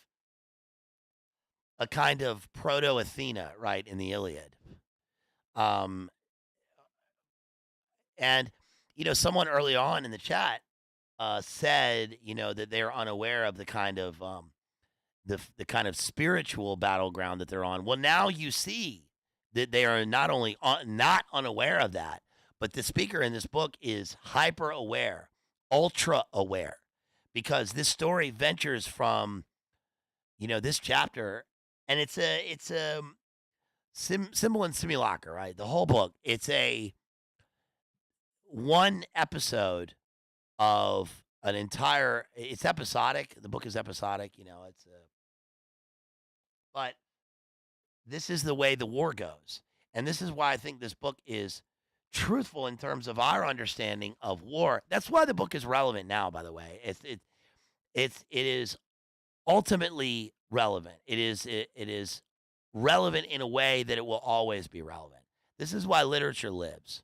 Because this is the outer zone of war where we have a person the grunts, by the way, who are they are drafted and they go over there and they confront these things, and it's a shock. It's a every kind of shock, a physical shock, a spiritual shock, a kind of psychic shock. He says in the beginning of the book that he is afraid of losing his psychic edge, right? It's like in Apocalypse Now when Willard says, um, Charlie didn't get R&R. Charlie's idea of R&R was some cold rice and a little rat meat. Every day he sat out there in the bush getting sharper, right? This is war to us. And if you are a person again who has been in war or who can understand this story on a different level from experience, drop it in the chat afterwards. You don't have to, you know, that's a lot to ask, but give us your experience, right? Give us your take on the story. So, um, the next story, the next story called I'm not going to read it, but the next story called Stockings is about one of the other grunts who wears his girlfriend's stockings, and that seems weird when you're reading it, but you have to remember that he's this guy is living another sort of archetype within the war as a kind of chivalric knight, right? Wearing his garter. That's where the Order of the Garter comes from, right? It's almost like we're reading an Arthurian tale of a guy wearing a talisman of his girlfriend. And even when this guy is invincible, he like Marianne in the story stands up in the midst of a hail of tracer rounds, wondering at the weird psychic precision of these glowing rounds missing him. The precision, they are precise, but they are precise in terms of their absence within his shell frame, right? They go all around. They go all around him, and they don't hit him. And even when she dumps him back home, he wears this garter around his neck, and it's a talisman. He sees it as a talisman because in the war, in the book, they all like Neo. They all like they fall into superstition and a kind of Gnosticism within doing these rituals in order to stave off the invisible threat, the darkness around them. There's one chapter about the tunnel rats and how terrifying that is. Um, and um, I'm going to read a couple more sections here, not whole stories, but the way that the language is so precise in this story is amazing. Because I started to get more, not schizoidal, but just monarch symbolism as I kept going, right? So in this chapter, this is the man I killed. This is called the man I killed, and it's a pretty hard hitting story. He starts off by saying his jaw was in his throat, his upper lip and his teeth were gone. His one eye, women they confirm, was shut. His other eye was a star-shaped hole, and his eyebrows were thin and arched like a woman's. His nose was undamaged. There was a slight tear at the lobe of his ear. His clean black hair was swept upward into a cowlick at the rear of the skull, and his forehead was lightly freckled. His fingernails were clean. The skin at his left cheek was peeled back in three ragged strips. His right cheek was smooth and hairless. There was a butterfly on his chin. Monarch. His neck was open to the spinal cord, and the blood there was thick and shiny, and it was this wound that had killed him. Now that will function like a chorus in this story because he will continue to see those images. They burn into his psyche, and he will continue to see those even after the war, and he will describe them over and over. Um, he says the guy wore a black shirt, black pajama pants. His rubber sandals had been blown off. And he talks about how this kid was his enemy, but it's basically he didn't know what he was getting into. He wasn't a communist. He was fighting in this war because it was a war of ancestral land protection. They'd been invaded. Um, he would have been taught that to defend the land was a man's highest duty and highest privilege. And he starts to see himself in this man, right? The butterfly was making its way along the young man's forehead, which was spotted with small, dark freckles. And he tries to get comforted by his friends, and they say, it's a war, it's a war. Along the trail, there were small blue flowers shaped like bells. The young man's head was wrenched sideways, not quite facing the flowers, and even in the shade, a single blade of sunlight sparkled against the buckle of his ammunition belt. His life was now a constellation of possibilities. Now one eye was a star. We all had him zeroed, a good kill, weapons, ammunition, everything. The one eye did a funny twinkling trick, red the yellow. He had been a soldier for only a single day, and after his years at the university, the man I killed returned with his new wife to the village of Mikai, where he enlisted as a common rifleman with the 48th Viet Cong Battalion. He knew he would die quickly. He knew he would see a flash of light. He knew he would fall dead and wake up in the stories of his villages and people. Man, I'm sorry. Why not talk about it? Come on, man. Talk. He was slim, dead, almost dainty young man of about 20. He lay with one leg bent beneath him, his jaw in his throat, his face neither expressive nor inexpressive. One eye was shut, and the other was a star-shaped hole. Talk, Kiowa said. That is exactly, by the way, mirrors a section in The Hollow Men by T.S. Eliot,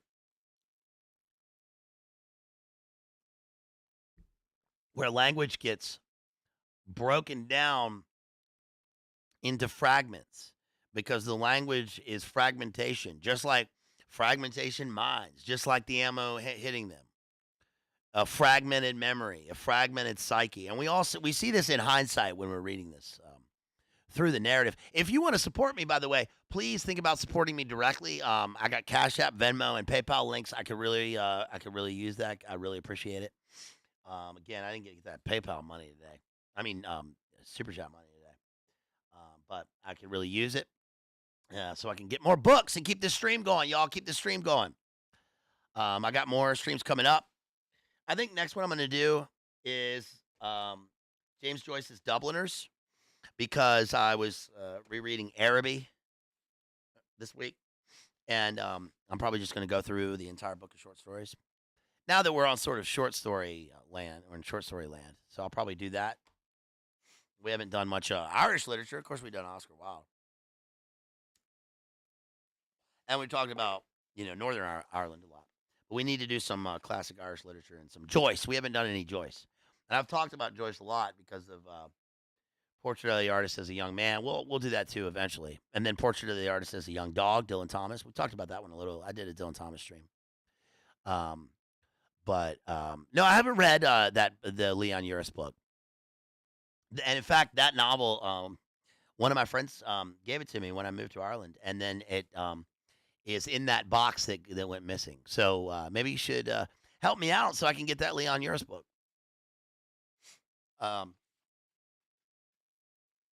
There's one section here where he talks about when one of his friends gets blown away, and it's crazy.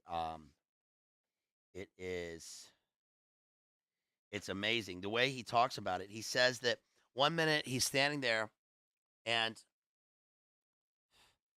his friend gets blown up.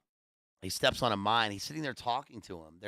He says a word to him, and the guy turns and talks and says something to him and smiles, and the next minute he says it's almost like he got sucked up into the trees.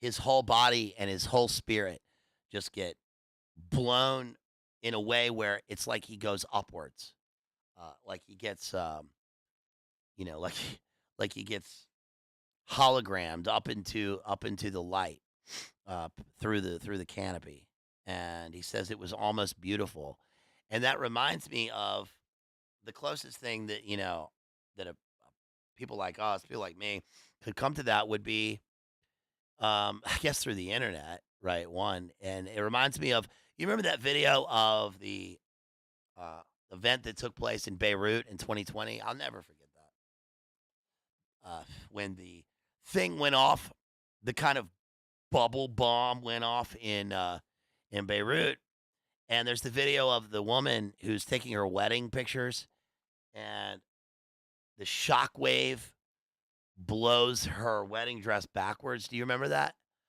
Um, I guess that would be maybe one of the closest things that I could think of. And it's crazy. It's crazy because it's also or it's like the explosion itself, right? How it formed this kind of bubble. It's like a totally symmetrical bubble. Not like when we watch videos of a nuke.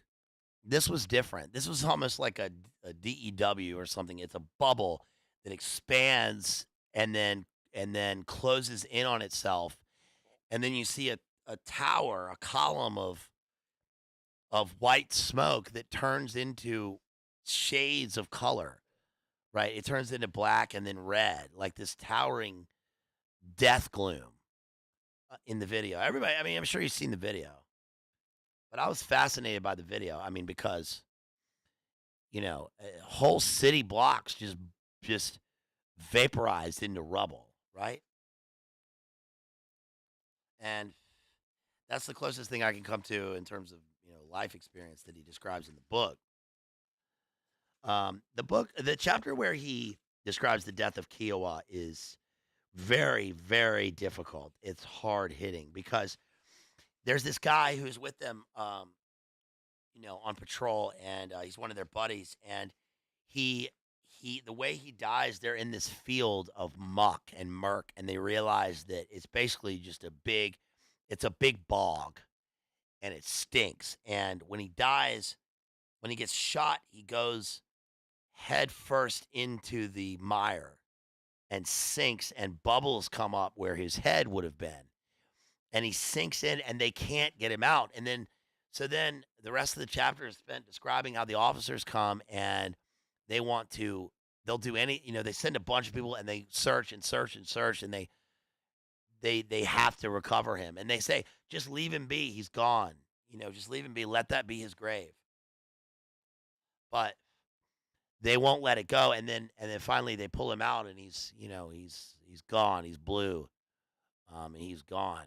But Tim O'Brien, at least the speaker in the book, at the end of the book talks about going back to Vietnam years and years later, well after the war, and finding this field, and he's with his daughter. And it's interesting because he's with his daughter, and his daughter kind of mirrors the Marianne character in her prior life, right? She's innocent. She doesn't understand the war, but he he finds the exact spot where Kiowa died, and that was hard hitting to me because we've talked about this was in Stranger Things. This is one of the plot devices in Stranger Things 4. How there's it's physically shown, it's physically produced in the television show how when the people get sucked up into the upside down, there's a sort of hole. There's a door into the dark, right? There's a kind of mirror that crosses you onto the other side. And we talked about that how you know this is I mean, I don't, ghosts are fake and gray. If there's ghosts, then they're demons, right? And I think that But I think that that's one of the things that affects people when they think that they see ghosts because it's this kind of lingering memory of a terrible thing that occurs in a place that carries some sort of weird energy. I don't mean that in a new age sense, but I mean it in kind of a um, the absence of joy, like this kind of weird psychic darkness of a place where a thing has occurred and it lingers. It like lingers in a kind of electrical sense. And so when he goes to this place, even though it's juxtaposed against nature, you know, that's the amazing thing about the Vietnam stories, and the real thing is that like it's in a kind of primordial nature. And yeah, like there's a scar, a portal, a scar. Yeah. And when he goes there later, it's like the bog has shrunk and it's been fixed over by the post-war modernity, and there's still there's like a farmer in the distance and an old Vietnamese man, and he kind of looks up and sees him and kind of shakes his head because maybe this guy's he's saying maybe this guy we're thinking maybe this guy was in the war. I mean, imagine that. Imagine being in the war and then going back to the place where you were at war and finding where your friend was gone. And he's trying to he's trying to go inside himself and feel something, but he can't feel anything until there comes a time when it's been years and years until he finally is able to confront the reality of death.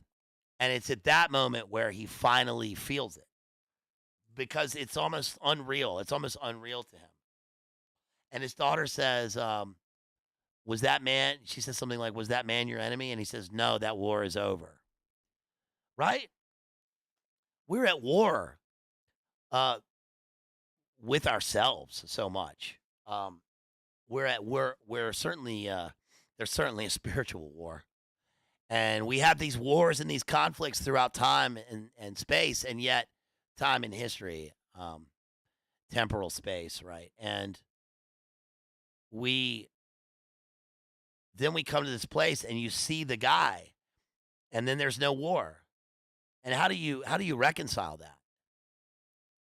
So it's a hard hitting book. He at the end of that chapter, by the way, he finds himself on a golf course, and I thought this was crazy because think about this. If there's one place in my mind where I think back to what joy and beauty looks like in terms of my youth, I think about the landscape. I think about a golf scape. I think about a landscape on a golf course. And I don't play golf, but I spent a lot of my youth riding bikes on the golf course and getting in trouble.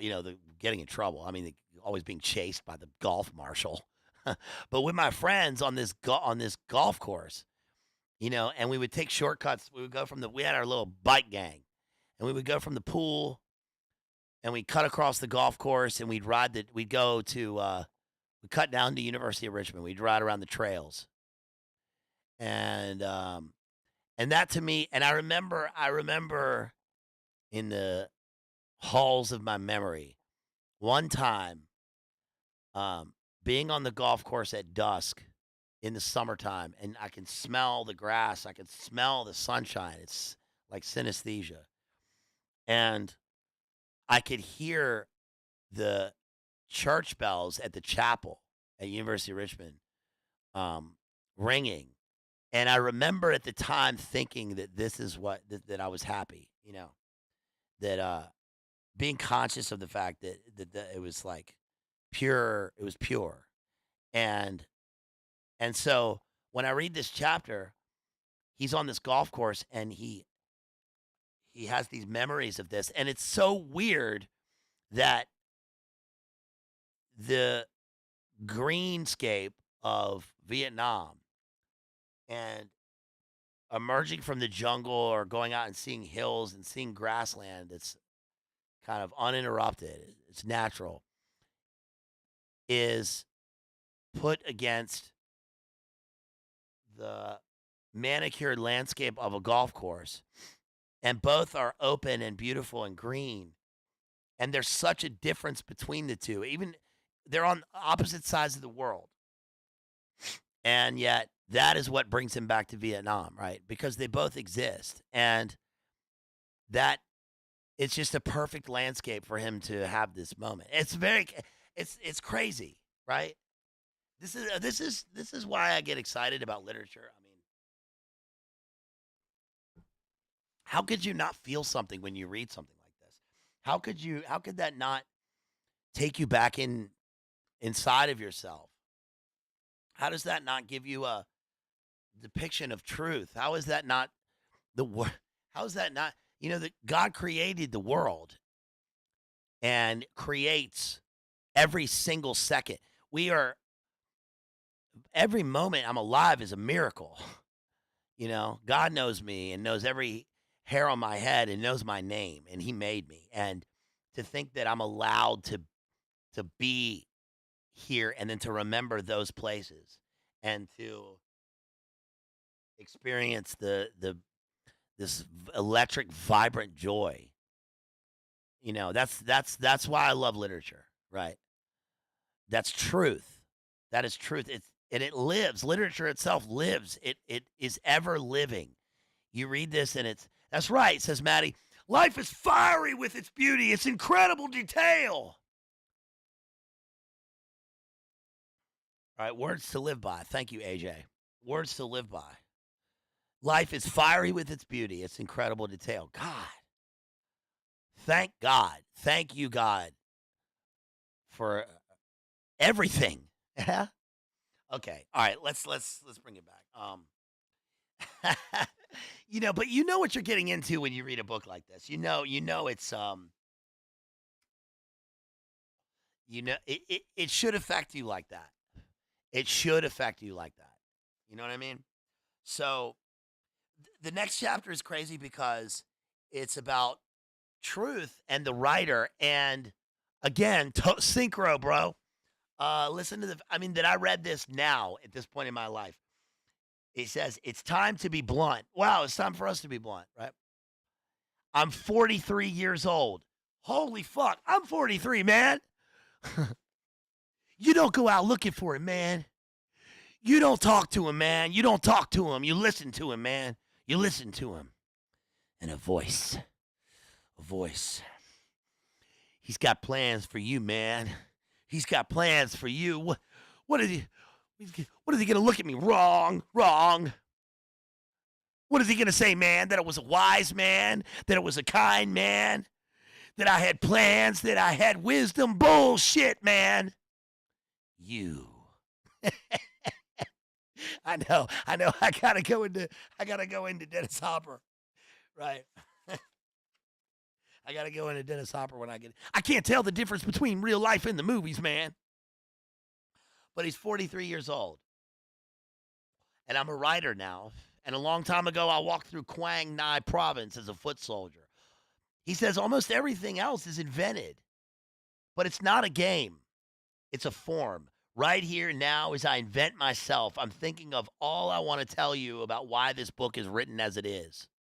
For instance, I want to tell you this. 20 years ago, I watched a man die on a trail near the village of Mike. I did not kill him, but I was present, you see, and my presence was guilt enough.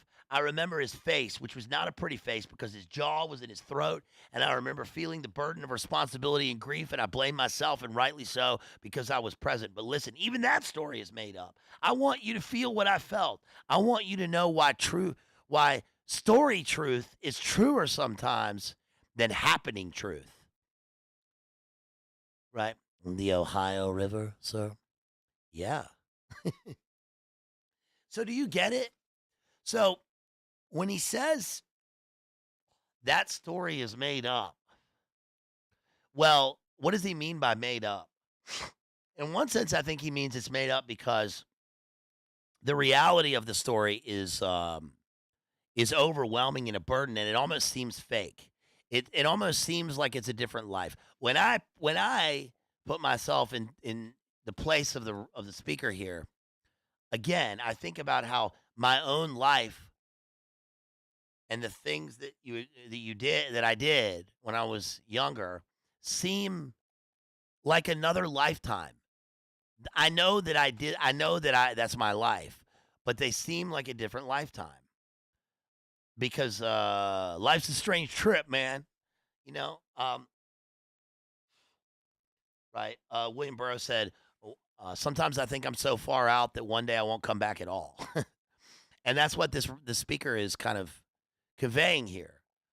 On the other hand, it's what we've been saying all along on the channel in terms of the writer, that when the writer begins writing, even if it's autobiographical, it's not the writer anymore, it's a speaker. It's a different person. It may even be himself, but it's almost a different person, right? Because it's a you are creating. And so he's differentiating here between two levels of truth, which is interesting. Um, and again, he went back to as a kind of chorus or a refrain what he just said about in the last story, the last vignette about the guy that he saw die. Um, Here's the happening truth. I was once a soldier. There were many bodies, real bodies with real faces, but I was young then and I was afraid to look. And now, 20 years later, I'm left with faceless responsibility and faceless grief. Here is the story truth. He was slim, dead, almost dainty young man of about 20. He lay in the center of a red clay trail near the village of Mike. His jaw was in his throat. His eye was shut. The other eye was a star-shaped hole, and I killed him. What stories can do, I guess, is to make things present. I can look at things I never looked at. I can attach faces to grief and love and pity and God. I can be brave. I can make myself feel again. Daddy, tell the truth, Kathleen can say. Did you ever kill anybody? And I can say honestly, of course not. Or I can say honestly, yes. Fuck. Fuck, bro. That's the chapter that I'd read. That's the only chapter I'd read of this book. Do you even understand? You're here on the channel. You're here with me, so I guess you do. But do you even understand? Right? What he's saying here? He killed the man, but he didn't kill the man. He was in the war, but he wasn't. He kind of wasn't. Right? And he puts on a face, a persona. We all wear faces. And there's this psychic portal that you go through, right? Um, it's unbelievable. This he doesn't owe anyone an explanation. He doesn't owe anyone. He doesn't owe it to his daughter to tell what happened here. This is something else, right? But Kurtz, on the other hand, in Apocalypse Now, says, "I want my son to know everything, everything, because there's nothing that I hate more than the stench of lies." So maybe he does owe it to her. Yes? Maybe he was a different person, but he was still himself. So that's how he reconciles himself through this story. Quite brilliant. When he returns to the field, where he watched his friend die, it's a reckoning, right? He returns to the field of his reckoning. Maddie says, reminds me of that Vonnegut quote: "We are what we pretend to be, so we must be careful about what we pretend to be."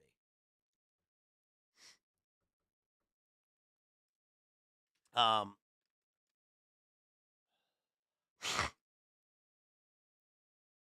yeah.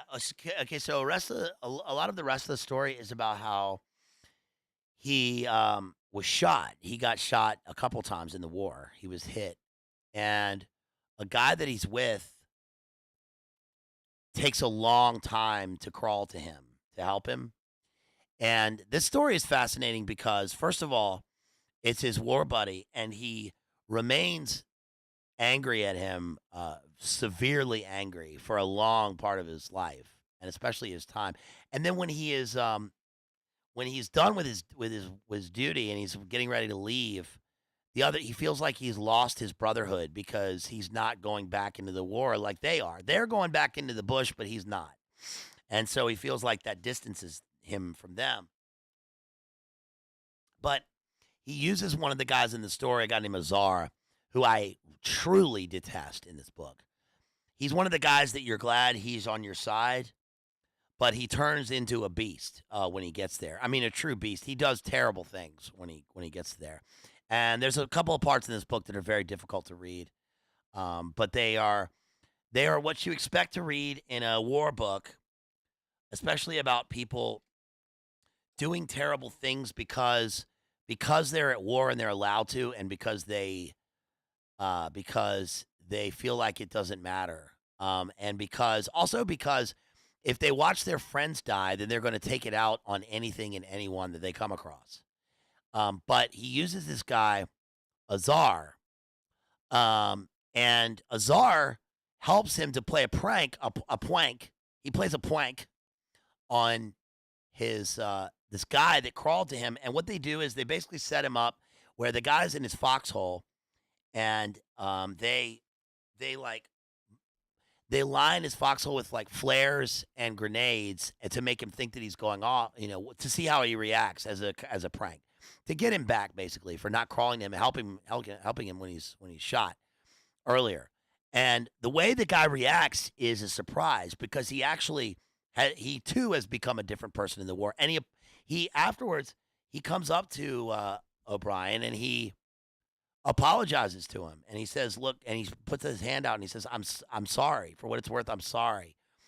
And when Azar is helping him set up the flares and everything, um he says, "Yeah, we can go get him, and maybe he'll react, and then we can get him." And then O'Brien says, "Yeah, or kill him." And you know that he's serious. At least he's serious in his deep mind. And when this is over, and the guy shakes his hand or whatever, then he kind of bursts out in an emotional release, and Azar kicks him in the head and says, "Pathetic." There's also a scene in the book where one of the guys they get in a fight. Two of the guys in the squad, they get in a fight, and one of them beats up the other guy, and the guy who beats him up is so worried for the rest of the time because he breaks his nose. The guy has to go off and get a splint in his nose. He breaks his nose. I'm one to. I personally felt this story, even though I didn't feel my nose break last time, but I personally felt the story.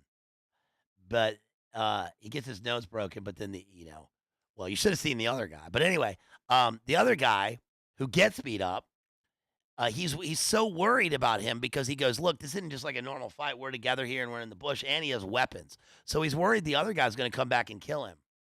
And eventually, they become friends, and then they start being in the foxhole together, and they become like they know they can rely on each other because of this weird mutual fear. And eventually, the other guy um, shoots himself, and it's over. Then at that point, it's finally over. Um, but I wanted to go back to this one. There's a couple of parts in here again that mirror. That chapter's called Enemies, and that man's crazy. I stole his fucking jackknife. He says. Um, at the end of that story, I was just talking about Pat Rat Kiley put on a tourniquet and administered morphine. Swear it to me. Swear it to me. Swear you won't kill me. He says, if I get a spinal, swear you'll kill me, right? So I won't live. And then the other guy gets hit, and then he says, no, he doesn't kill himself. He says, swear you'll kill me if I get hit. And then when he does get hit, his friend comes up and he says, "Don't kill me. I know we made this pact, but don't kill me." And he says, "I swear." And then a little later, they carried Strunk to the dust-off chopper. Go on now. And later he heard that Strunk died somewhere over Chu-Lai, which seemed to relieve Dave Jensen of an enormous weight. Because now he doesn't have to fear his friend killing him, right? The story I wanted to go back to is the one where there are a couple in this of these monarch passages that are so astonishing. One is on page 209 of the story, and he says, I could actually see it. I was down there with him, inside him. I was part of the night. I was the land itself, everything, everywhere. The fireflies and paddies, the moon, the midnight rustlings, the cool phosphorescent shimmer of evil. I was atrocity. I was jungle fire, jungle drums. I was the blind stare in the eyes of all those poor, dead, dumb fuck ex pals of mine.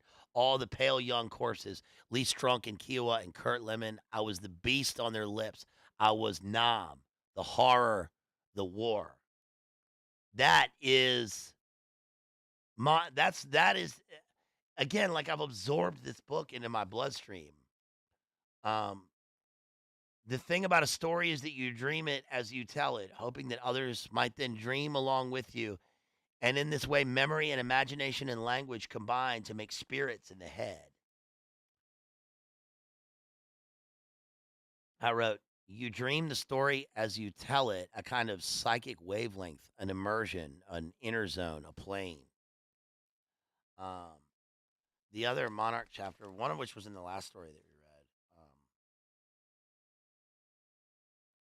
read, is page 128.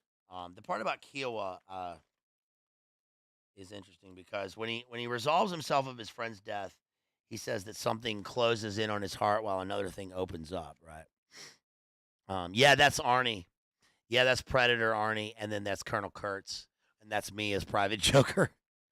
The horror. Do it, kill me now, come on, do it. I'm here, do it.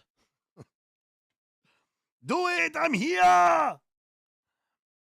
Predator is the story of DARPA body mods. You remember my little? I wrote a brief synopsis of that film. All right, page 128 of the book. Maybe I'll reread that at the end just to close us out.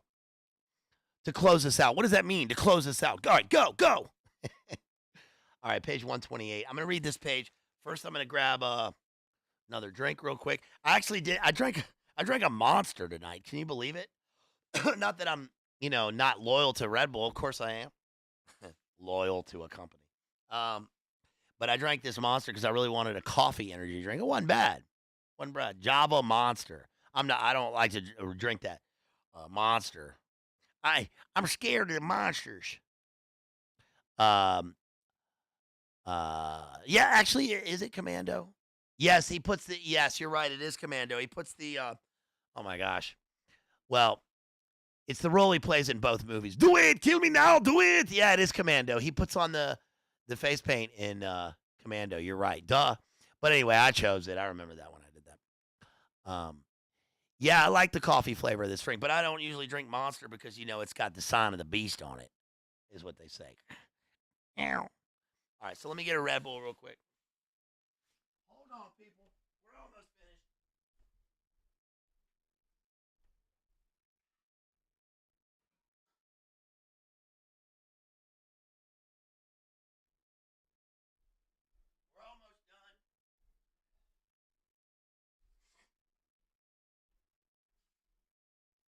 We're almost done. We're almost done for the night. I hope everybody's doing all right tonight. I hope we're not freezing up too bad on the video. Because if you're watching this on the playback, just know that everybody's on the internet tonight, I guess. Either that or the cyber polygon is going to get us. Usually does this. But I like doing these weekend streams with you guys. And I'll be back in a couple days doing James Joyce's Dubliners. Everybody, please go back and watch the streams that I did for. Whoa, don't want to knock that over. For spooky season, and just to plug here, we got a big one coming up. Yeah, we got a big one coming up on Friday. Right, this coming Friday. Culmination of spooky season, you guys. If you haven't seen it, we got our homies, we got our friends, we got JD, Jay Dyer, and Jamie are coming on the channel, and we're going to do an analysis of Spooky Destination Death. Someone in a hotel, right? Um, red bodies in the night, body burning bright. I remember Halloween, dead cats hanging from poles, body out in droves. The AFI cover of that Misfit song is really good. I remember Halloween. So we'll be doing a Halloween, pre-Halloween Friday stream. 4 movies, you guys. We will be doing. Please, you should watch these movies because this is like culmination of Spooktober, spooky season, and watch them before next Friday so you can be informed. We're going to be doing Fresh, which is a cannibalism movie with Sebastian Stan, um, which has got a. I was talking to Jamie today about it. It's got a great dance scene in it, which is what made the movie for me. Because there's a scene with Sebastian Stan and the girl that he takes. That he's don't worry, he's not going to kill her. He's just going to sell her butt meat to the Baphomet elites.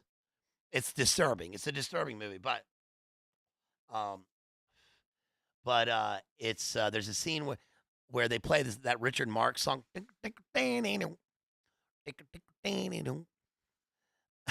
Is how it starts. So listen to the guitar in that scene at the beginning of that song. Oh, those endless summer nights. Boomer Richard Marx.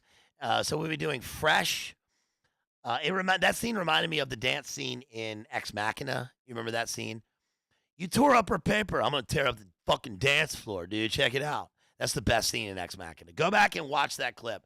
Ex Machina dancing scene. I actually know the dance because I've watched that scene so many times. So we're going to be doing Fresh, Get Out, Jordan Peele's Get Out, The Menu, because it's a sponsored stream. Somebody sponsored, I think, was that Mav who sponsored that? Somebody sponsored that to do The Menu. I'll go back when we do it and give you proper credit for that. Somebody sponsored a stream on here to do The Menu with Ray Fiennes, right?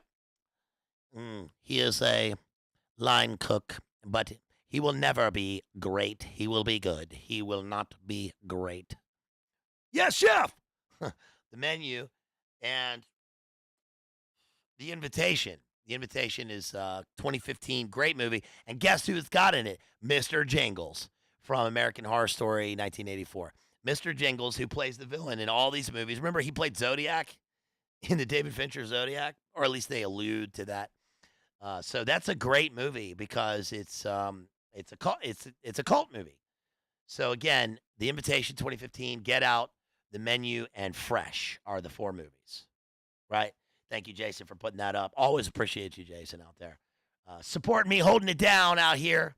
So please join us next Friday for that. That should be a big stream. We want everybody to be here for that. You can watch all of our superstar alpha Z level, alpha celeb, diva, big time people, right? Our friends out there, Jay and Jamie, next Friday. And in the meantime, I'll be doing James Joyce's Dubliners. Please go back and watch the streams, especially the Spooktober streams. Help me to get these numbers up, people. I think somebody was talking about subs earlier. It's funny because like every sub is gained. Every sub is hard work. And we've been building this thing from the ground up. We started from nothing. I mean, go back and watch the beginning of this channel. I didn't even have internet. I had a hotspot on my phone. Okay. So, my friend gave me a light.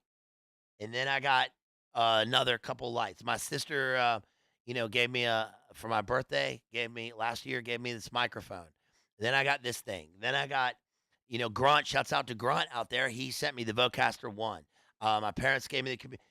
You guys are supporting me with the books. You help me keep the lights on and the electricity. Every sub is gained through, we're working hard here. So, this is a struggle in the best way, right? We're building this thing. You guys are with me. You're with me on this. And it'd be great to keep on building and keep on getting a bigger audience. Look, I know that I'm doing something when, again, one of my old friends from years ago found me on this channel, found me through by blood meridian analysis. Was looking up blood meridian analysis and then found it on the algo, and then it came to me. So that's cool, right? That's something. So help me. You guys are with me on this little train. So all right, let's finish out here, um, and with a couple more things from this book. Just the monarch language. I love the phrase "we had him zeroed in." Right, we had him zero to the bone, says Emily Dickinson. Right, or Jim Morrison. We should make a movie and call it Zero. One of the Manson family members was named Zero. Uh, One day there'll be a BLA Sam Hyde movie collab. I can feel it. I don't be walking around with demonetized bitches. I ain't with that. He got steamed. Sam kills it nonstop, right? You know who else kills it? You know who else kills it? Big, big shouts out to Mersh and Royce. They won't know about this channel, but you know, big shouts out to Mersh and Royce because, and Nightwave, because, like I get so much joy out of watching them for years. I've been watching them since the beginning, and you know, daily shows on the daily, right? And I'll play you this real quick. This is this is Mersh's take. It's so funny because send that to Mersh. Somebody DM Mersh. He knows our friend Jerry. He knows our friend Jerry, exposing powerful lies. But listen, this gave me so. This is so. Remember when Mersh said, and in the words of every, in the words of every ignorant New Englander out there, irregardless. This is Mersh's take on Jimmy Carter. This was last night on Nightwave. This is so good because he can summarize the whole thing so yeah, exactly, Kristen. Exactly, Kristen. This is Mersh's take on Jimmy. I wish you could see his face when he says this. It's so he does this thing with his fingers. All right, listen. I'm gonna play it for you. It's very quick. This is how he summarizes the entire presidency of Jimmy Carter. It's so perfect. Listen to what he says. Yeah, exactly. Joe isn't even sentient. At least Jimmy Carter was like, I'm just retarded and I believe in retarded things.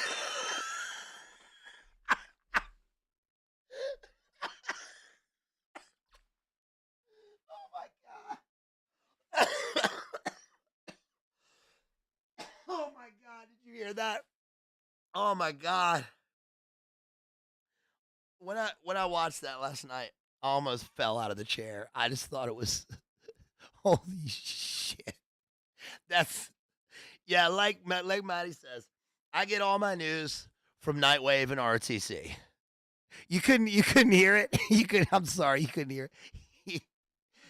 All right, I'll try to play it again.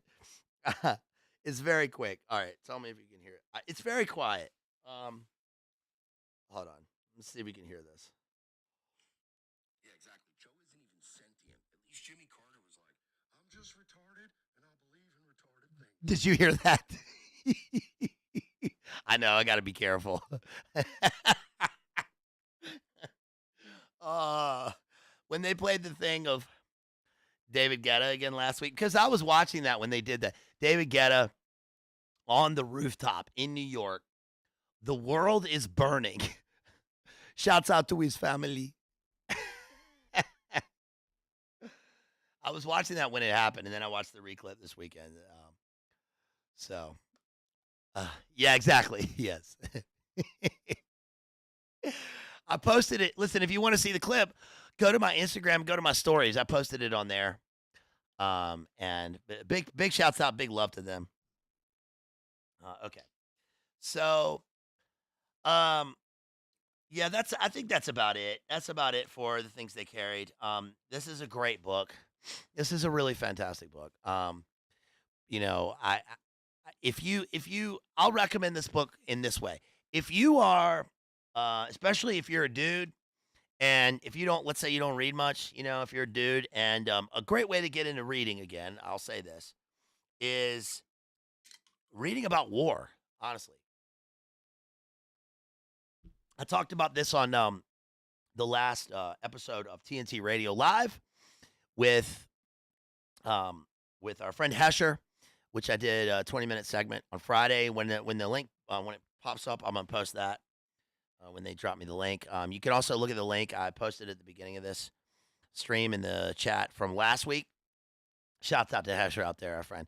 And one of the things I talked about was basically, yeah, step one, learn to read, learn the symbols on the page, and people are working hard out there and they go about their daily lives. I mean, look, I feel you. Okay,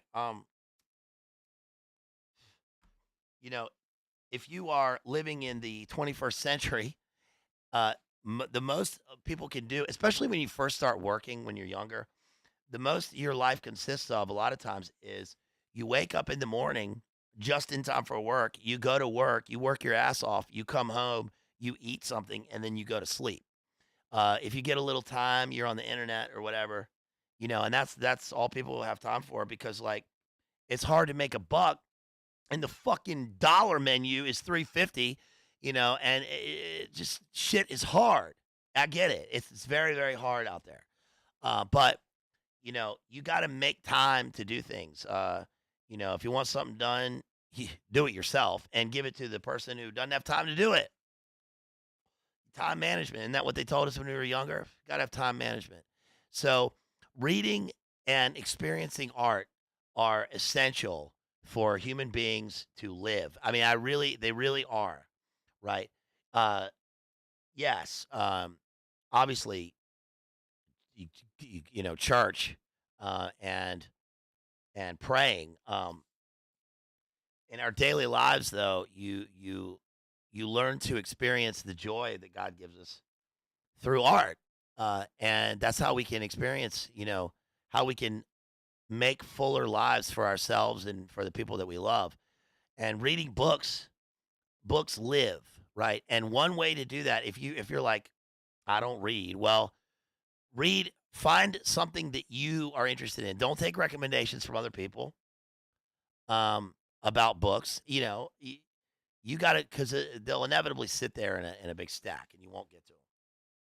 So find the things if you love gangsters, if you love gangster movies, go out and buy a book. Go read. Here's a good one. If you like gangsters, read this book, Mafia Dynasty. Right, read this one. That's a good book. Right, story of um, the Gambinos. I read this 2017. It's a good book. Talks about Meyer Lansky, Carlo Gambino. Read gangster books, right? Read books about music. Read whatever you're interested in. And war is a good way in, especially if you're a dude. And this is a great book. This is a fantastic book. It's not. It can a great book will work on multiple levels, and it's not just a high IQ, subtextual masterpiece. It is that, but it also reads completely surface level, and you can do that. So, you know, read a little bit at a time. Now, fortunately, I've had parents who fostered that. I had an education that got me to do that, and I love reading anyway since I was very young, and I do that for a living. So I have time to do that. If I were laying bricks all day, I might have a different. I might find it harder to do that. But yeah, get esoteric Hollywood. Fuck yeah, right? Get get Dave McGowan's books. Read biographies. Um, you don't have to start off reading Ulysses or something. Don't start reading that. Don't start off by reading Finnegan's Wake. You won't read it. Okay. Go out and read Tim O'Brien's The Things They Carry. This is great. And again, I mean, he's a National Book Award winner. Um, what's his other? I haven't read his other book that he won the National Book Award for. Looking for Cacciato. I haven't read that, and I hadn't read this. I've read a lot of books, and I hadn't read this until this week. But again, I think that was in God's providence that I read it at the point that I did. So shouts out to his family. Right. All right, you guys. I think that's about it. Should we look at See if we got any super chats on here. I know we got some big support earlier. So let's look at some super chats. Yeah, again, shouts out to Circle G for that $5, and shouts out to Tyler for that $100 fat chat. Yo, that was big time. Thank you so much. That'll allow me to get that super chat money next time. So thank you so much for that. Really appreciate it. Let's look at Dono chat. Maybe we got something through Dono chat. Yo, shouts out to First Person Q. Really enjoyed tonight's stream. Thanks, but hey, first person, you are the first person. Thank you so much. Appreciate that $5 dono chat. Really, that means a lot to me. $5 means a lot to me. It really does. Um, that's very cool that you reach out and you support me like that. Thank you so much. And let's see if we got any others on any of the other socials. Yo, shouts out to Maddie who sent me $4 for DMX voice. BLA, gonna give it to you. That was terrible. But DMX voice, BLA, gonna give it to you. Yo, if you the song that I've been listening to is that song Talibans. Have you heard that song Talibans? And I stay strapped. I've been listening to that a lot. Talibans. It's called Talibans 1. Shouts out to Real John Connor, who sent me $15 for some things you carried. Yo, John Connor, thank you so much. Really appreciate you out there, my homie. Everybody's homie out there. Big John Connor. Shouts out to our friend Jason, who sent $8 via PayPal. Always appreciate you, Jason. You are king, straight king. And I think that's it for the super chats. If you want to support me, please think about doing that anytime. Y'all, you can do it anytime. You can click on the links and when you go to YouTube, if you're new to this, you go to my YouTube page, and you know how you see live and you see like community. There's little tabs. You scroll over and you see about. Scroll down on about and click on any of those links. PayPal, Cash App, Venmo. You can support me anytime. You can also sponsor a stream. We got our anime sponsor streams coming up. Maddie G out there, who dropped a fat chat a while ago. We're going to do his book that he sent. We've got the Decameron to do. I know I haven't been putting it off. I just got to get to it. So we got a bunch of sponsor streams to do. And if you want to see me do a movie, then you can drop $50 in a sponsor stream. PayPal, Cash App, Venmo, and then you can email me at madmaximalism with 2 X's at gmail.com. Geek Love is Maddie G's book. The anime is going to be Perfect Blue and Paprika. Maybe Evangelion.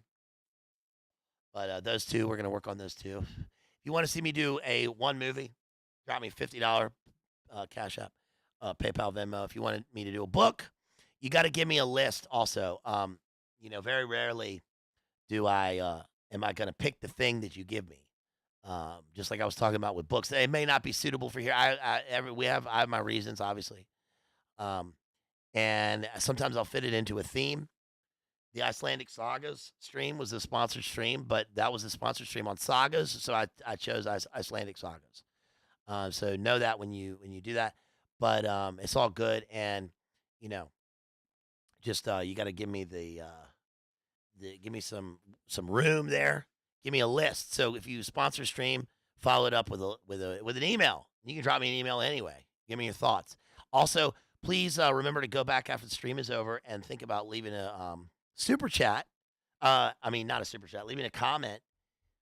You can leave me a super chat too, but leave me a comment in there afterwards. And tell me what you think of some of the things that we talked about in this particular stream. Shouts out to iPack Arts out there, IPAK.arts at Instagram, who does the thumbs. Shouts out to Rooks G, who does the music. And I'm just making sure that I didn't forget anybody from last time also, because we've gotten a bunch of support. Shouts out to Kira for $5 last time. I think I got that afterwards, so thank you, Kira. Appreciate that. And that's about it, you guys. I think that's about it. It's Saturday night, so I'm going to play us out. I'm going to play us out with Rooks G. A little breaks, a little drum and bass to play us out. I hope y'all are doing well. I hope this has been a good weekend. Um, and you know, we got to stay strapped, stay hydrated out there. No, it was a nice cool fall day today, and it's getting into that fall spooky season, y'all. Um, support me so I can go out and get myself a pumpkin spice latte and go around listening to Sixpence on the Richer. What does that mean to play us out? What does that mean? He goes, I like how he looks earnest when he says it. He goes, what does that mean? "Uh, The music? Th- That's the song? All right, go, go. And can't do it. Can't do it. We'll do it live. We'll do it live. Fuck it. We'll do it live. I'll write it and we'll do it live. Fucking thing sucks. All right. Enough riffing. Let's get to Rooks G. I played his new song at the beginning. Please go and check out Rooks G on Instagram. Please follow me on Instagram. Yeah, Bill O'Reilly. Yeah. Fucking thing sucks. Yeah. And again, I'm going to play us out loud because it's Saturday night. Go out there and you guys go out there and go out on the town. Go out there and see your friends. Go chill with your family, whatever you're doing. Whatever you're doing. But I'm going to play us out here with Rooks G, Cyberliminal. Okay. So to play us out, here's Rooks G with Cyberliminal.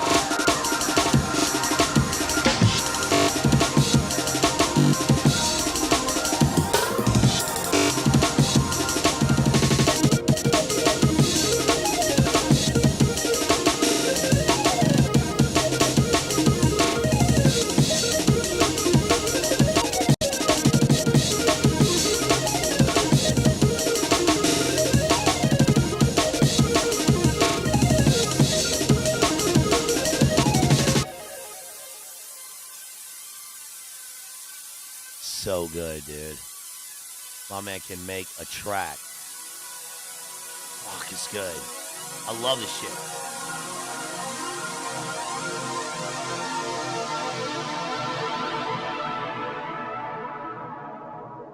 All right.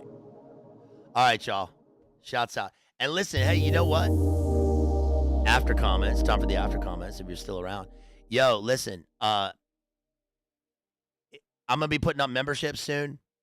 So grab a membership when I put it up, and I'm thinking about doing an after show, and I'll be doing short videos, especially members-only videos, short synopses, and times where we can hang out. Just the members afterwards, after shows.